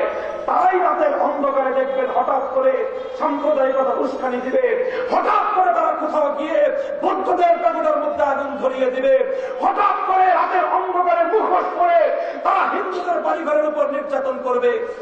রাতের বেলায় কাল্লাকি দিবে, চোদল মারবে, দিনের বেলায় বোঝা হয়ে ছাড়তে আসবে আর বলবে বাংলাদেশের সাম্প্রদায়িক শক্তির উত্থান ঘটে গেছে। খবরদার, খুব হুঁশিয়ার থাকবেন, খুব হুঁশিয়ার মুসলমান। ইমাম সাহেবদেরকে আমি বলবো, ইমাম সাহেবদের পবিত্র জিম্মাদারি এটা। আমাদের এলাকায় যতগুলো অমুসলিমদের দোকান আছে, আমাদের বৃহত্তর এলাকায় যতগুলো সংখ্যালঘু বসবাস করে বৈধভাবে তাদের প্রত্যেকের জানের নিরাপত্তা, তাদের প্রত্যেকের মালের নিরাপত্তা, ইজ্জতের নিরাপত্তা, ব্যবসা প্রতিষ্ঠানের নিরাপত্তা, ধর্মীয় উপাসনাগুলোর নিরাপত্তা বিধান করা এদেশের প্রশাসনের দায়িত্ব। প্রশাসন ব্যর্থ হলে এদেশের অনেক গ্রামের দায়িত্ব। কথা ঠিক? আমরা এই দায়িত্ব পালন করবার পরের পরে দ্বিতীয় কথা বলতেছি আমি। মুহতারাম হাজিরিন, এটা হলো আমার আলোচনার একটা পাঠ। এই পাঠ মনে রেখে এবার দ্বিতীয় পাঠ শুনে সংক্ষিপ্ত ভাবে আল্লাহর পয়গম্বর বলেছেন, মাসালুল মুমিনিনা ফি তাওয়াতিহিম ওয়া তারাহুমিহিম কামাসালি জাসাদিল ওয়াহিদ ইন ইশতাকা লাহু উসবুন তাদাআ লাহু সাইরুল জাসাদি বিসসাহরি ওয়াল হুম্মা। ও মুসলমান, এতক্ষণ পর্যন্ত মুসলমানদের সম্পর্ক কেমন হবে অমুসলিমদের সঙ্গে, মুসলিম সমাজ এবং রাষ্ট্রের মধ্যে অমুসলিমরা কেমন ফ্যাসিলিটি ভোগ করবে, তারই তো কিছু কথা বললাম আমি। কথা ও দোস্ত, এখন বলতে চাই, সারা পৃথিবীতে যত মুসলমান থাকবে সেই সমস্ত পরস্পর মুসলমানদের মধ্যে পরস্পরের সম্পর্ক কেমন হবে, মুসলমান একজন আরেকজনের সঙ্গে কেমন সম্পর্কে জুড়ে থাকবে। আল্লাহর পয়গম্বরের বিশুদ্ধ হাদিস বুখারী শরীফ সহ সমস্ত হাদিসের কিতাবগুলোর মধ্যে বর্ণিত হয়। আল্লাহ নবী বলেছেন, তাম পৃথিবীর সমস্ত মুসলমান, চাই সে মুসলমান মদিনায় থাকুক, চাই সে সেই মুসলমান লন্ডনে থাকুক, চাই সে মুসলমান প্যারিসে থাকুক, ওয়াশিংটনে থাকুক, চাই সে মুসলমান ফিলিস্তিনে থাকুক, আফগানিস্তানে থাকুক, চাই সে মুসলমান কাশ্মীরে থাকুক অথবা আরাকানে বার্মায় থাকুক, সারা পৃথিবীর মুসলমান একটি দেহের ন্যায়, এক দেহের ন্যায়। একটি দেহের যে কোনো অঙ্গে যদি আঘাত লাগে, একটি দেহের যে কোনো অঙ্গ যদি আঘাতপ্রাপ্ত হয়, একটি দেহের যে কোনো অঙ্গ যদি আহত হয়ে যায়, তাহলে শুধু সেই অঙ্গই ব্যথিত হয় না, বরং যে অঙ্গ আহত বা আঘাতপ্রাপ্ত হয় সেই অঙ্গের বেদনায় তার সারা দেহ ব্যথিত হয়ে যায়, জরাক্রান্ত হয়ে যায়, অস্থির হয়ে কান্নাকাটি শুরু করে দেয়। আল্লাহ রাসূল বলেছেন, সুতরাং সারা পৃথিবীর মুসলমান একে অপরের সঙ্গে এভাবেই এক দেহ এক প্রাণে তারা বন্ধনে জুড়ে থাকবে। সারা দুনিয়ার মুসলমান একজন আরেকজনকে মনে করতে হবে, আমি যদি এই দেহের এক হাত হয়ে থাকি, আমার বার্মার মুসলমান আমার আরেক হাত, আমি যদি এ দেহের চোখ হয়ে থাকি, আমার বার্মার মুসলমান ভাইয়েরা বোনেরা আমাদের মাথা, আমরা যদি মুসলমানদের উম্মতে মুসলিমার দেহের মাথা হয়ে থাকি, তাহলে আমার বার্মার নির্যাতিত মুসলমান ভাই আর বোনেরা আমার বক্ষ এবং আমার বুক।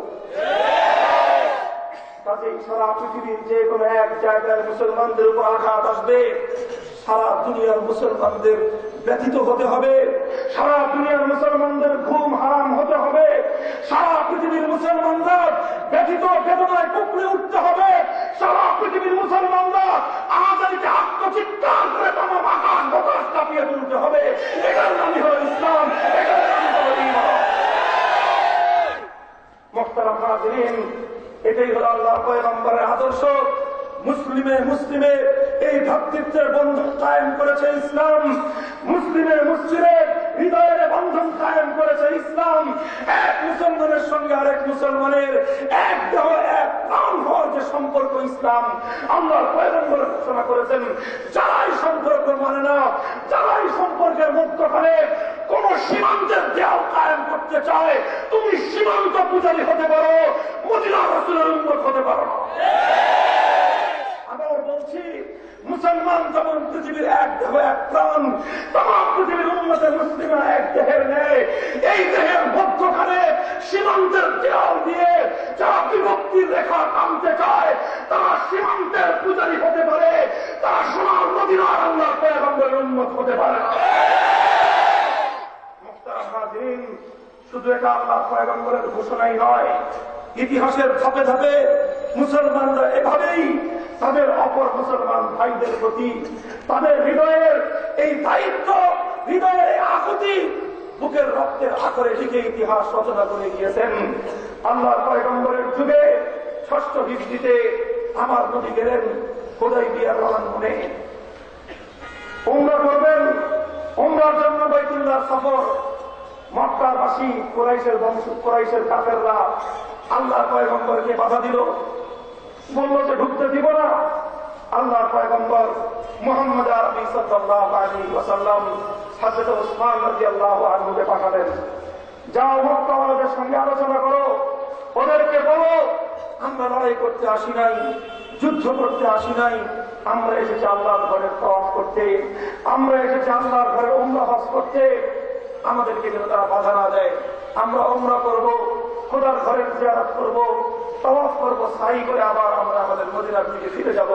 তাদের সঙ্গে আমাদের কোনো শত্রুতা আজকে হবে না, কোনো সংঘাত আজকে হবে না। মুহতারাম হাজিরিন, হযরত ওসমান রাদিয়াল্লাহু তাআলা মক্কায় গেলেন। মক্কায় যাওয়ার পর আলাপ আলোচনা চলতে লাগলো। হঠাৎ কোন একটা গুজব ছড়িয়ে পড়লো। কোন একটা গুজবকে কেন্দ্র করে মক্কার মুশরিক কুরাইশ বংশধরেরা হযরত ওসমান রাদিয়াল্লাহু তাআলা আনহুকে আটক করে ফেললো। হযরত ওসমানকে আবদ্ধ করে তারা এক জায়গায় লুকায় রাখলো। আল্লাহর পয়গম্বরের কাছে সংবাদ পৌঁছে গেল। সংবাদটা ছিল গুজব। ওসমান রাদিয়াল্লাহু আনহুকে মক্কার কুরাইশরা হত্যা করে ফেলেছে। পুতিরা ওসমান রাদিয়াল্লাহু আনহু, নবীর প্রিয় সাহাবী ওসমান শহীদ হয়ে গিয়েছেন। সংবাদটুকু আল্লাহর নবীর কাছে পৌঁছার পর বিদ্যুৎ গতিতে 1400 সাহাবায়ে কেরামের মধ্যে ছড়িয়ে পড়ল এই সংবাদ। সমস্ত সাহাবায়ে কেরাম উত্তেজনার বারুদে তারা উত্তপ্ত হতে লাগলেন। খোয়ের মতো ফুটতে আরম্ভ করলো 1400 সাহাবী। আল্লাহর নবী বাবুল গাছের নিচে গিয়ে হাত প্রসারিত করে বললেন, আসো আজকে ওসমানের হত্যার বদলা নেওয়ার জন্য আমি সোনার মদিনার আল্লাহর পয়গম্বরের হাতে আর ওসমানের হত্যার বদলা নেওয়ার জন্য জান উৎসর্গ করতে কারা কারা শপথ গ্রহণ করবে, আসো আমার হাতে হাত রেখে শপথ গ্রহণ করো। ইতিহাস বলে 1400 সাহাবায়ে কেরাম হযরতে রাসূল আকরাম সাল্লাল্লাহু আলাইহি ওয়াসাল্লামের হাতে হাত রাখলেন, বায়াত গ্রহণ করলেন। আজকে হুদায়বিয়ার এই ময়দানে হয় আমাদের ভাই ওসমান রাদিয়াল্লাহু তাআলা আনহুর হত্যার বদলা নিব, আর নয় আমরা 1400 আল্লাহর পয়গম্বরের সাহাবী আল্লাহর আল্লাহ ওসমানের ভাই এক ভাইয়ের হত্যার প্রতিশোধ নেওয়ার জন্য 1400 ভাইয়ের গলা কাটবে, কিন্তু ভাইয়ের হত্যার প্রতিশোধ না নিয়ে আমরা কেউ এখান থেকে ফেরব না। মুহতারাম হাজিরিন, বায়াত দিলেন আমার নবী, বায়াত গ্রহণ করলেন আল্লাহর নবী, বায়াত দিলেন সমস্ত সাহাবায়ে কেরাম। আরশের উপর থেকে আল্লাহ বললেন, লাকাদ রাদিয়াল্লাহু আনিল মুমিনিন ইয ইউবাইউনাকা তাহতা আশ-শাজারা।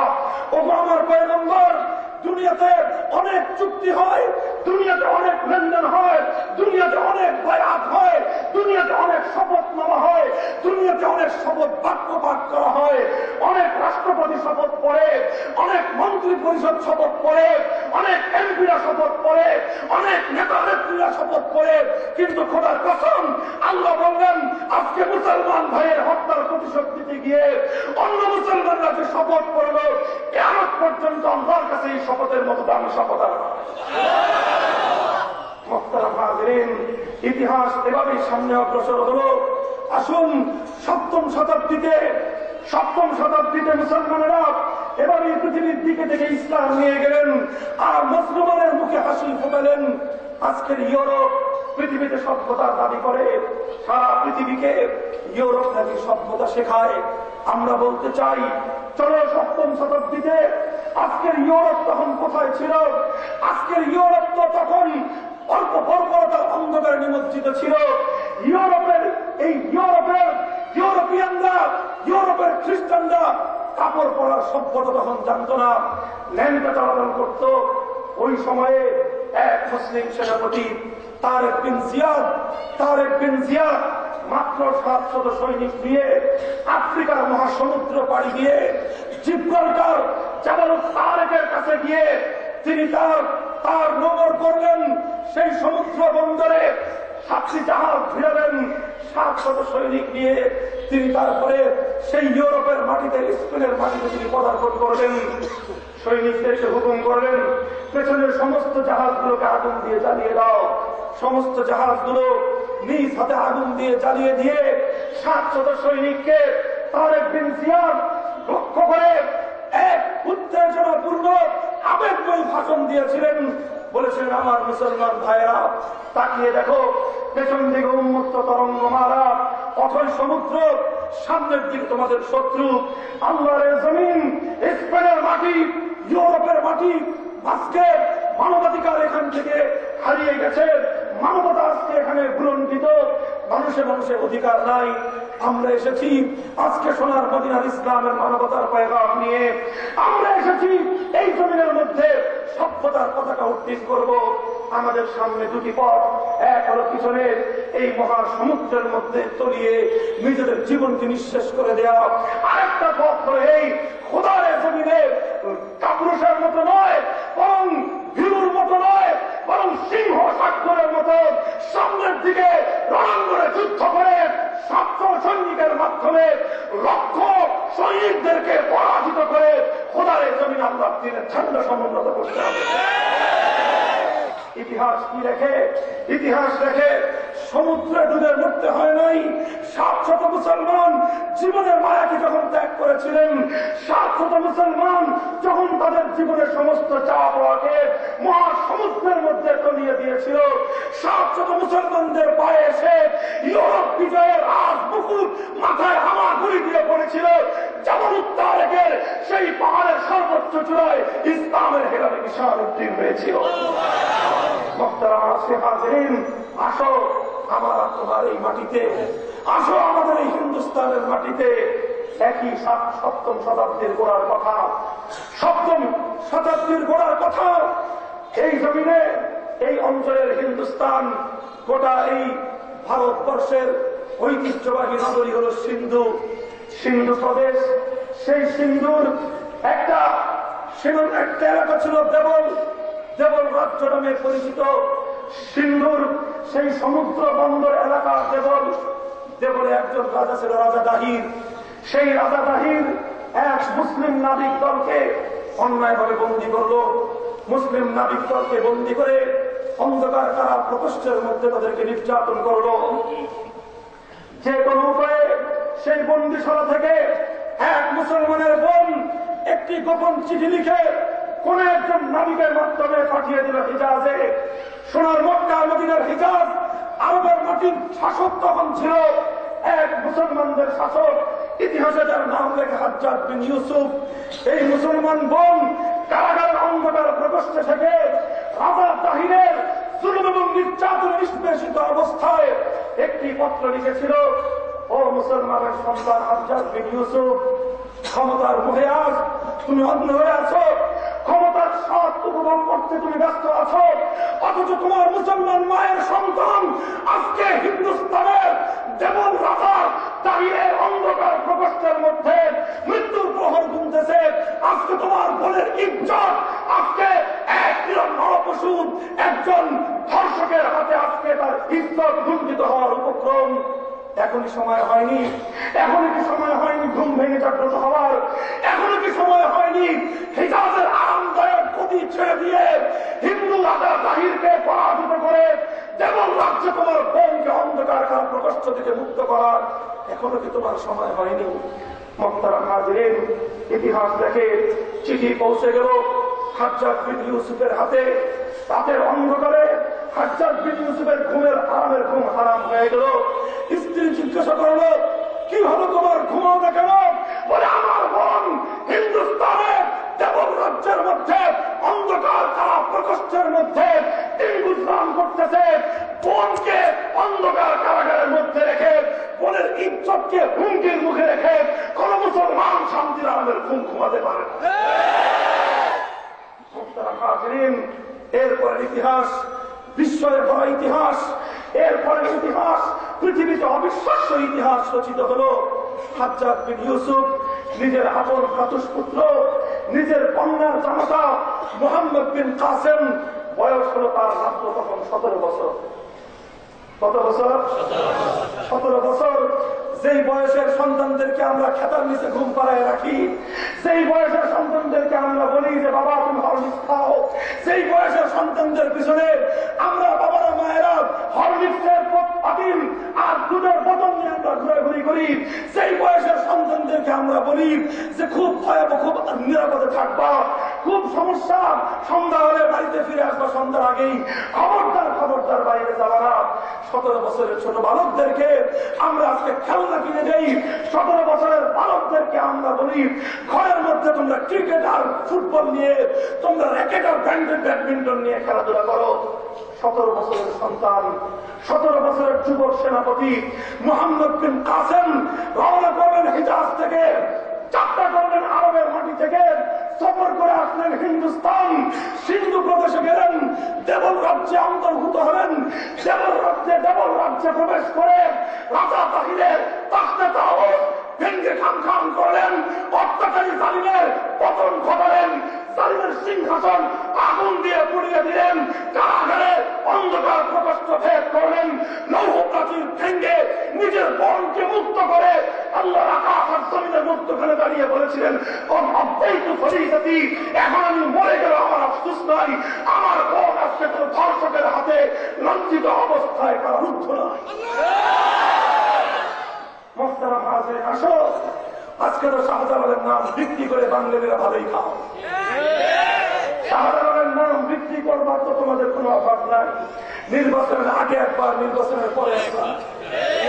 শাহজালাল আজকে আমাদের জন্য একটা হত্যার বন্ধ হয়ে দাঁড়িয়েছে। আল্লাহর কসম খেয়ে বলি, হযরত শাহজালাল প্রজাতন্ত্র বন্ধ হিসেবে আমার মাটিতে আসেন নাই। শাহজালাল নির্বাচনের ছোঁয়ার জন্য শুধু আমার মাটিতে আসেন নাই। শাহজালাল মুজাররাদি আমানি এসেছিলেন কিভাবে? ইতিহাস পড়ো, আমাদের সন্তানদেরকে সেই ইতিহাস পড়বার সুযোগ দাও, আমাদের সন্তানদেরকে আমাদের শাহজালালের ইতিহাস পড়াও। শাহজালালকে দিয়ে শুধু ব্যবসা করলে কাজ হবে না, কথা ঠিক না বেশি? শাহজালালের শুধু ওরস দিয়ে, শুধু হাড়ি পাতিল আর খিচুড়ি রান্না করলে হবে না।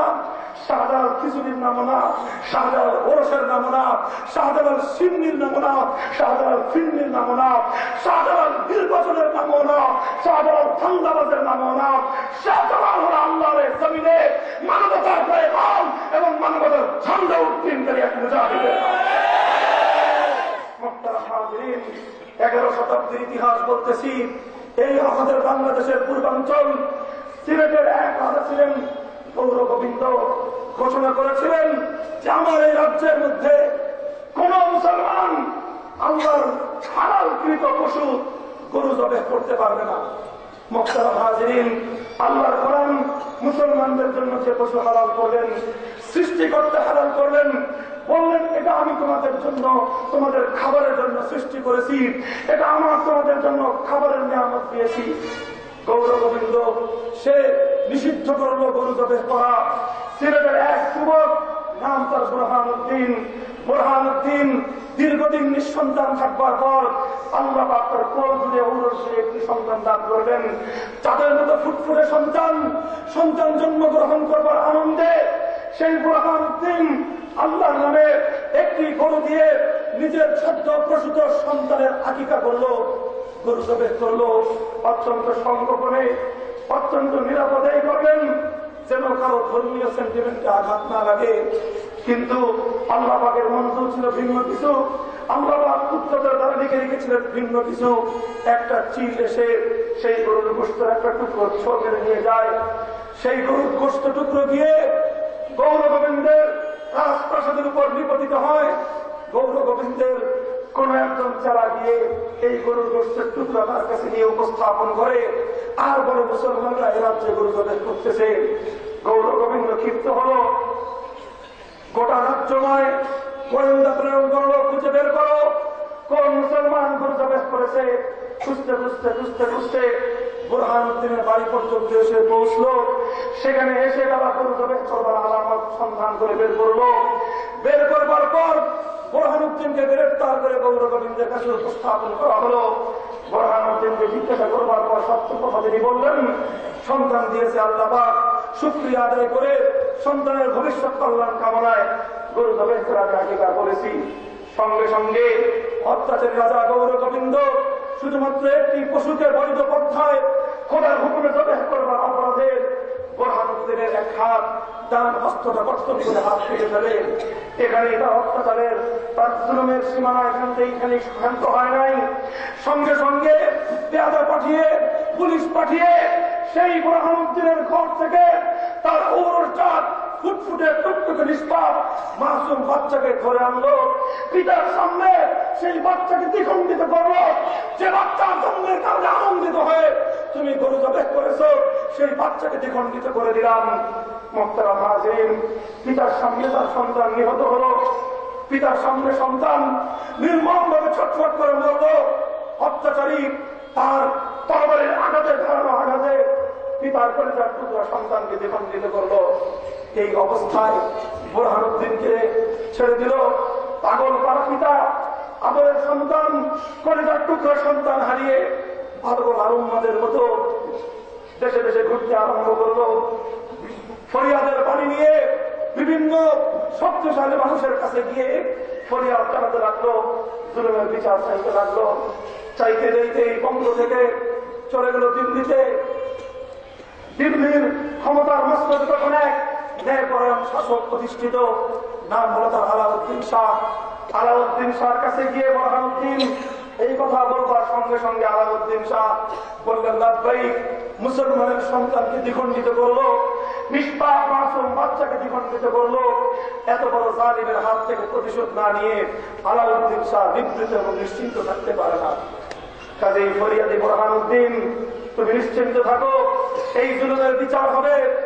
আলাউদ্দিন শাহ বাদশাহ সেকেন্দার শাহ সেনাপতির নেতৃত্বে বাহিনী প্রেরণ করে দিল এই বাংলার সিলেট অঞ্চলে। সেকেন্দার শাহ আসলেন, কিন্তু গৌর গোবিন্দ দুর্ধর্ষ এক বাদশা ছিল, তার বিশাল বাহিনী ছিল। উপরন্তু সে বিভিন্ন ধরনের তাবিজ কবচ জাদুমন্ত্র জানত। বিভিন্ন কৌশলের মাধ্যমে সেকেন্দার শাহ অগ্রযাত্রা সে ঢুকে দিল। সেকেন্দার শাহ গৌর গোবিন্দের রাজ্য দখল করতে পারে নাই, জুলুমের বিচার করতে না পেরে অবস্থান করতেছিল। আলাউদ্দিন শাহর কাছে পরিস্থিতি জানিয়ে পরিস্থিতির অবগতি পাঠালো। সঙ্গে সঙ্গে আলাউদ্দিন শাহ নাসিরউদ্দিন শাহর নেতৃত্বে আরেকটা বাহিনী প্রেরণ করলো সেকেন্দার শাহ সহযোগিতায়। তোমরা একসঙ্গে গিয়ে গৌর গোবিন্দের কাছ থেকে অত্যাচারের প্রতিশোধ গ্রহণ করো। নাসিরউদ্দিন শাহ যখন দিল্লি থেকে বঙ্গপ্রদেশের দিকে রওনা হন, ওদিক থেকে কুরাইশ বংশীয় এক সন্তান, আরবের এক সন্তান শাহজালাল মুজাদ্দিদ ইয়ামানি, আরবের এক প্রান্ত ইয়ামান থেকে স্বপ্ন থেকে আল্লাহর পয়গম্বরের আদিষ্ট হয়ে সোনার বাংলার দিকে রওনা করলেন। পথিমধ্যে রাস্তায় রাস্তায় তার সঙ্গে আল্লাহ পাগল আরো কিছু মানুষ তার সঙ্গে যুদ্ধ আরম্ভ করলো। সেই ইয়ামান থেকে হিন্দুস্তানে আসবার পথে পথে 360 জন ভক্ত মুরিদ হযরতে শাহজালালের সঙ্গে যুক্ত হয়ে যখন তারা পানিপথ অতিক্রম করলেন, তখন তাদের সঙ্গে নাসিরউদ্দিন শাহ সাক্ষাৎ। নাসিরউদ্দিন শাহ বলল, হযরত আমরা এই অভিযান চালানোর জন্য বঙ্গদেশে যাচ্ছি। শাহজালাল বললেন, এই অভিযান পরিচালনার জন্য সোনার মদিনার আল্লাহর পয়গম্বর তো আমাকে স্বপ্নযোগে আদেশ করে আমাকে আল্লাহর জমিনের দিকে প্রেরণ করেছেন। চলো আমিও যাই, আমিও যাব। একসঙ্গে রওনা করলেন। শাহজালালের নেতৃত্বে নাসিরউদ্দিন শাহ আসলো। এই ঢাকার প্রান্তে সোনার গায়ে এসে সেকেন্দার শাহর সঙ্গে মিলিত হলো। শাহজালাল মুজাদ্দিদ ইয়ামানের নেতৃত্বে 360 জন আউলিয়া, 360 বুজুর্গ, 360 আল্লাহর খাস বান্দা, একদিকে সেকেন্দার শাহ, আরেকদিকে নাসিরউদ্দিন শাহ সহ রওনা করলেন সিলেটের দিকে। তখন গভীর সিলেটের উপকণ্ঠে গিয়ে উপনীত হলেন সুরমা নদীতে। সমস্ত লঞ্চ, সমস্ত নৌকাগুলোকে রাজা গৌর গোবিন্দ আগে থেকে অপসারণ করেছে, কোন মুসলমান যেন নদী পার হয়ে গৌর গোবিন্দের রাজ্যে প্রবেশ করতে না পারে। শাহজালাল মুজাদ্দিদ ইয়ামানি রাহিমাহুল্লাহ যখন সুরমা নদীর তীরে উপস্থিত হলেন, একটা খেয়া নেই, একটা নৌকা নেই, একটা ডিঙ্গি পর্যন্ত নেই। তিনি মনে করলেন যে এই তো অবস্থা, হিন্দু রাজা চেষ্টা করলো মুসলমানের প্রতিরুদ্ধ করতে, হিন্দু রাজা চেষ্টা করলো, অত্যাচারী গৌর গোবিন্দ চেষ্টা করেছিল শাহজালালের অগ্রযাত্রা রোধ করতে। মনে করেছিল সুরমার উন্মুক্ত তরঙ্গমালা শাহজালালের প্রতিরোধ করে দিবে। মুহতারাম হাজিরিন, রাজা গৌর গোবিন্দ অত্যাচারী শাসক মনে করেছিল শাহজালালের এই গতি মনে হয় সুরমা নদীর উন্মুক্ত তরঙ্গমালা স্তব্ধ করে দিলে। ইতিহাস কি লেখে, শাহজালাল যখন সুরমা নদীর তীরে উপনীত হলেন, কোন উপায় অন্তর না দেখে আল্লাহর উপর ভরসা করে সাথে জায়নামাজ ছিল, সুরমা নদীর পানির উপর জায়নামাজ বিছিয়ে দিলেন, আল্লাহু আকবারের স্লোগান তুললেন, আল্লাহু আকবারের স্লোগানে গোটা সুরমা নদীর পানির মধ্যে স্লোগানের উম্মত আরব উঠে গেল।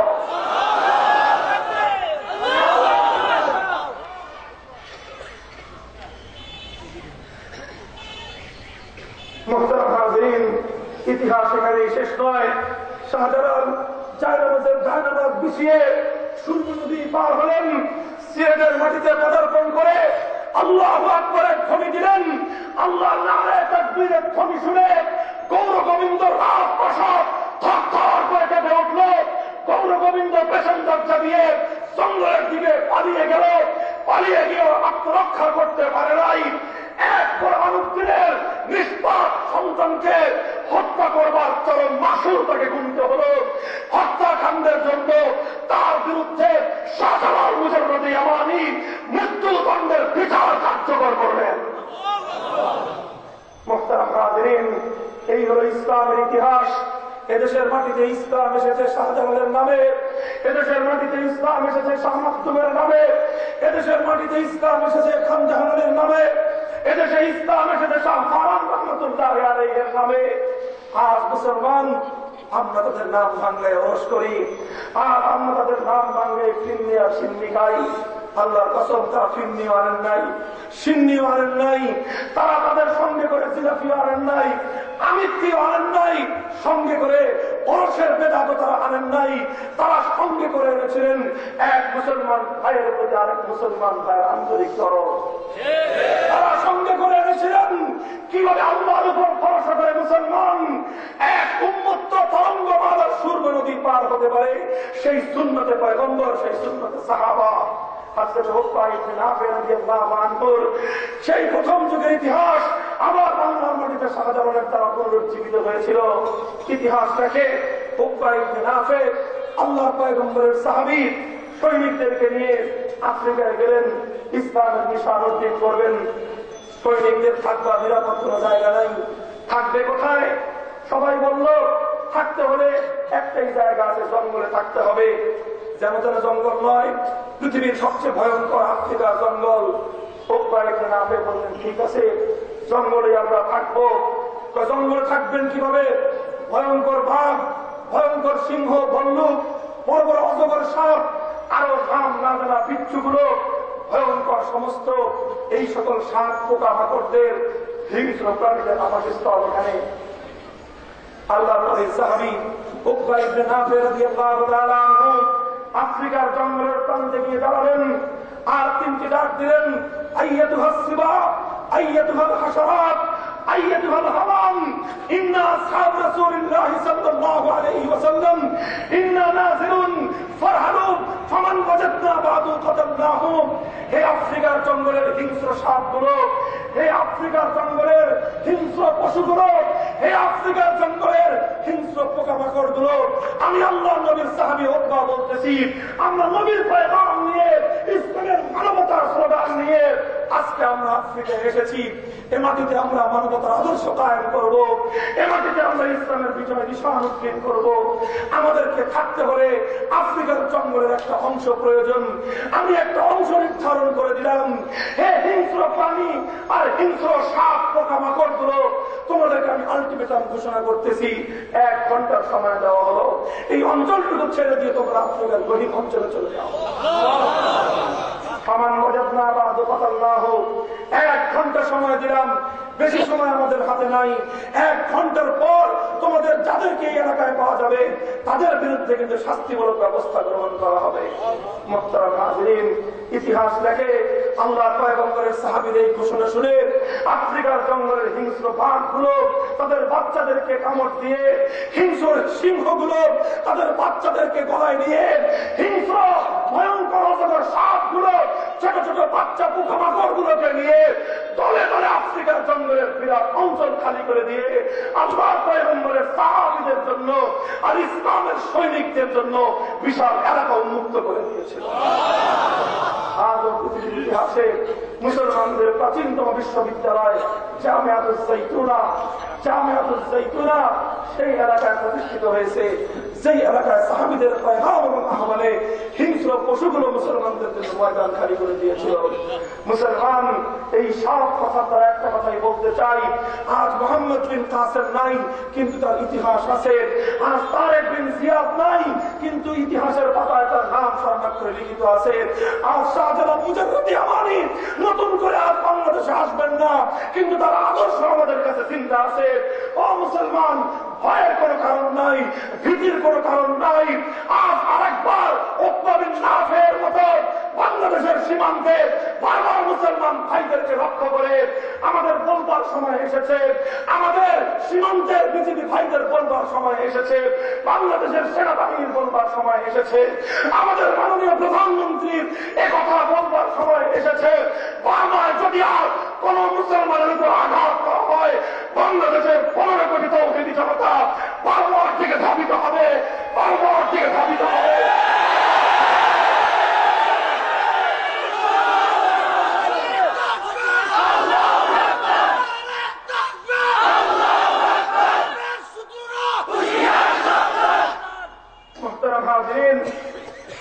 আমি আর তুমি তো মুসলমান, আমি তো আর তুমি তো ইমানের দাবি করি। আসো আল্লাহর নবীর কাছে শুনো ইমানদার কাকে বলা হয়। পয়গম্বর বললেন ওয়াল্লাহি লা ইউমিনু, ওয়াল্লাহি লা ইউমিনু, ওয়াল্লাহি লা ইউমিনু। কিলা ওমান ইয়া রাসূলুল্লাহ, ওগো আল্লাহর রাসূল, কে ইমানদার নয়, কে ইমানদার নয়, কে ইমানদার নয়? আপনি 3 বার শপথ করে বললেন সে ইমানদার নয়। আল্লাহর নবী বললেন আল্লাযী ইয়াসমাউ ওয়া জালুহু জায়ুন ইলা জামবিহি, যে পেট পুরে খায় অথচ তার প্রতিবেশী অনাহারে দুর্ভোগ অবস্থায় থাকে, অনাহারে ক্ষুধার্ত অবস্থায় থাকে, অনাহারে অর্থহারে থাকে। তুমি পেট পুরে খাও, তোমার প্রতিবেশী অনাহারে থাকে। তুমি বড় হাজি সাহেব হতে পারো, বড় কাজী সাহেব হতে পারো, বড় মৌলবী সাহেব হতে পারো, বড় সুপার পাগড়ি লাগাতে পারো, তোমার নাম মুসলমান হতে পারে না। দিস ইজ ইসলাম, এর নাম হলো ইসলাম, আর এটাই হলো মুসলমানের আদর্শ। ও মুসলমান, তাই আজ বলতে চাই, আজ শুধু আমরা খেয়ে পরে বেঁচে আছি তাই নয়, আমরা বিলাসিতা করতেছি। তাকায় দেখো আমার আর তোমার প্রতিবেশের দিকে, তাকায় দেখো বার্মার দিকে।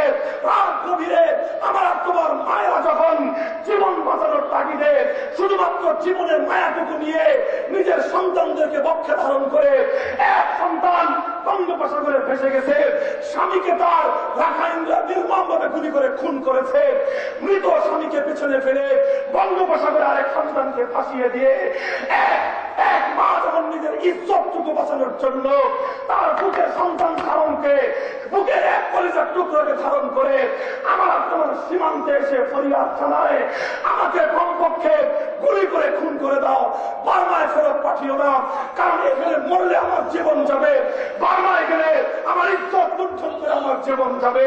আমি মুসলমান মেয়ে, আমি জীবন দিতে পারি, ইজ্জত লুণ্ঠন করতে পারি না।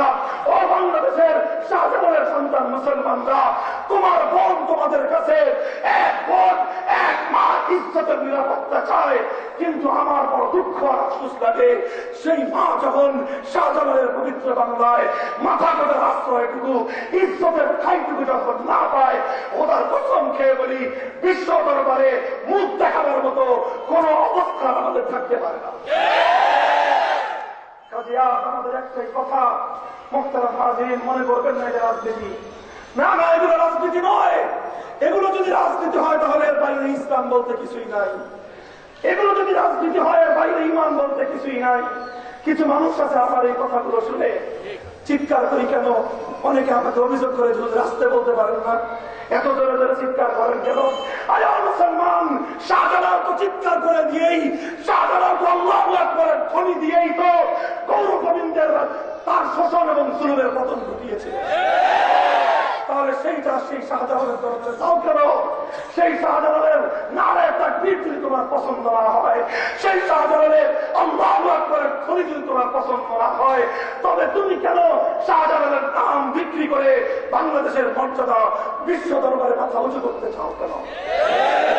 আমরা বলতে চাই, মুসলমান, এটা শুধুমাত্র রাজনীতির বিষয় নয়, এটা কোন দলীয় ভেদাভেদের বিষয় নয়, এটা ঈমান এবং ইসলামের প্রশ্ন। যে মুসলমান তাম পৃথিবীর সমস্ত মুসলমানদেরকে নিজের হৃদয়ের মতো আপন মনে না করবে, তাম পৃথিবীর যেথায় মুসলমান নির্যাতিত হবে, আর মুসলমান হওয়ার পর তাকে রক্ষা করবার জন্য সাধ্যমত চেষ্টা যদি না করে, বেটা প্রতিফলন নাম শুধু ইসলাম নয়, শুধুমাত্র আব্দুল মুমিন আল ইসলাম উদ্দিন নাম রাখার নাম ইসলাম নয়। ইসলাম হলো তাম পৃথিবীর মুসলমানদের প্রতি হৃদয়ের মধ্যে আল্লাহর পয়গম্বরের দেওয়া হুব্বে রাসূল এবং হুব্বে ঈমানই পোষণ করবার নাম ঈমান। তাদের প্রতি ভালোবাসা পোষণ করবার নাম ঈমান। কথা ঠিক ভাবে ঠিক। আজকে আমরা চিৎকার করতেছি, আজকে আমরা আহাজারি করতেছি, মনে রাখবেন এই চিৎকার ব্যর্থ হবে না, এই আহাজারি ব্যর্থ হবে না। ইনশাআল্লাহ সুম্মা ইনশাআল্লাহ আমার দেশ নিয়ে আমার গৌরব আছে, আমার দেশের সেনাবাহিনী নিয়ে আমার অহংকার আছে, আমার দেশের সীমান্তরক্ষী বাহিনী নিয়ে আমার গৌরব আছে। আমরা বিশ্বাস করি তাম পৃথিবীর যেখানে অশান্তি আছে, শান্তি কায়েম করবার জন্য শান্তি মিশনে আমার বাংলাদেশের সেনাবাহিনী ঐতিহাসিক ভূমিকা পালন করে। আমরা বিশ্বাস করি আমার বাংলাদেশের সীমান্ত রক্ষী বিজিবি বাহিনী গোটা বাংলাদেশের 55,000 বর্গ মাইলের ইঞ্চি ইঞ্চি সীমানাকে তারা নিরাপদ রেখেছে। কাজী যে দেশের হাতে এই ধরনের সেনাবাহিনী আছে, যে দেশের হাতে এই ধরনের সীমান্ত রক্ষী বাহিনী আছে, এরপর আমার দেশে আরো অনেক সরকারি আধা সরকারি বাহিনী আছে, আর তার সঙ্গে শাহজালালের মন্ত্রভুক্ত, শাহজালালের চেতনায় উজ্জীবিত 15 কোটি তৌহিদি জনতা এদেশে আছে। কাজী সরকারের প্রতি আমার উদাত্ত আহ্বান থাকবে, আপনারা চাপ প্রয়োগ করুন, আপনারা প্রেসার ক্রিয়েট করুন। বারবার যদি মুসলমানদের উপর নির্যাতন বন্ধ না করা হয়, তাহলে আমার সোনার বাংলাদেশের পক্ষ থেকে, বাংলাদেশের সরকারের পক্ষ থেকে কূটনৈতিক সম্পর্ক ছিন্ন করে প্রয়োজনে বারবার বিরুদ্ধে জিহাদ ঘোষণা করো।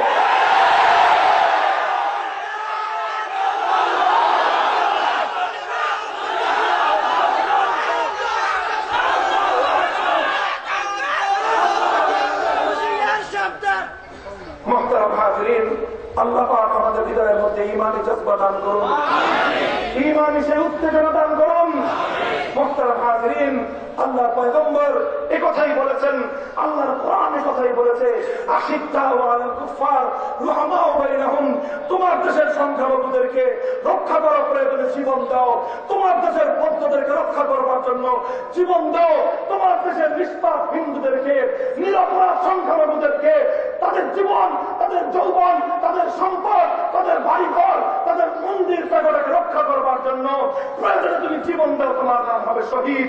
কিন্তু যারা তোমার সংখ্যালঘু মুসলমান ভাইদের উপর বারবার নির্যাতন করবে, সংখ্যালঘু মুসলমানদের উপর কাশ্মীরে নির্যাতন করবে, সংখ্যালঘু মুসলমানদের উপর ফিলিস্তিনে নির্যাতন করবে, সেই সাম্প্রদায়িক অমুসলিমদের প্রতি, সেই সাম্প্রদায়িক উগ্র গোষ্ঠীর প্রতি অমুসলমান এক চুল পরিমাণ কোন নম্রতা, কোন বৃদ্ধতা যদি প্রকাশ করো, তাহলে তোমার বুকে ঈমান বলতে কিছু থাকতে পারে।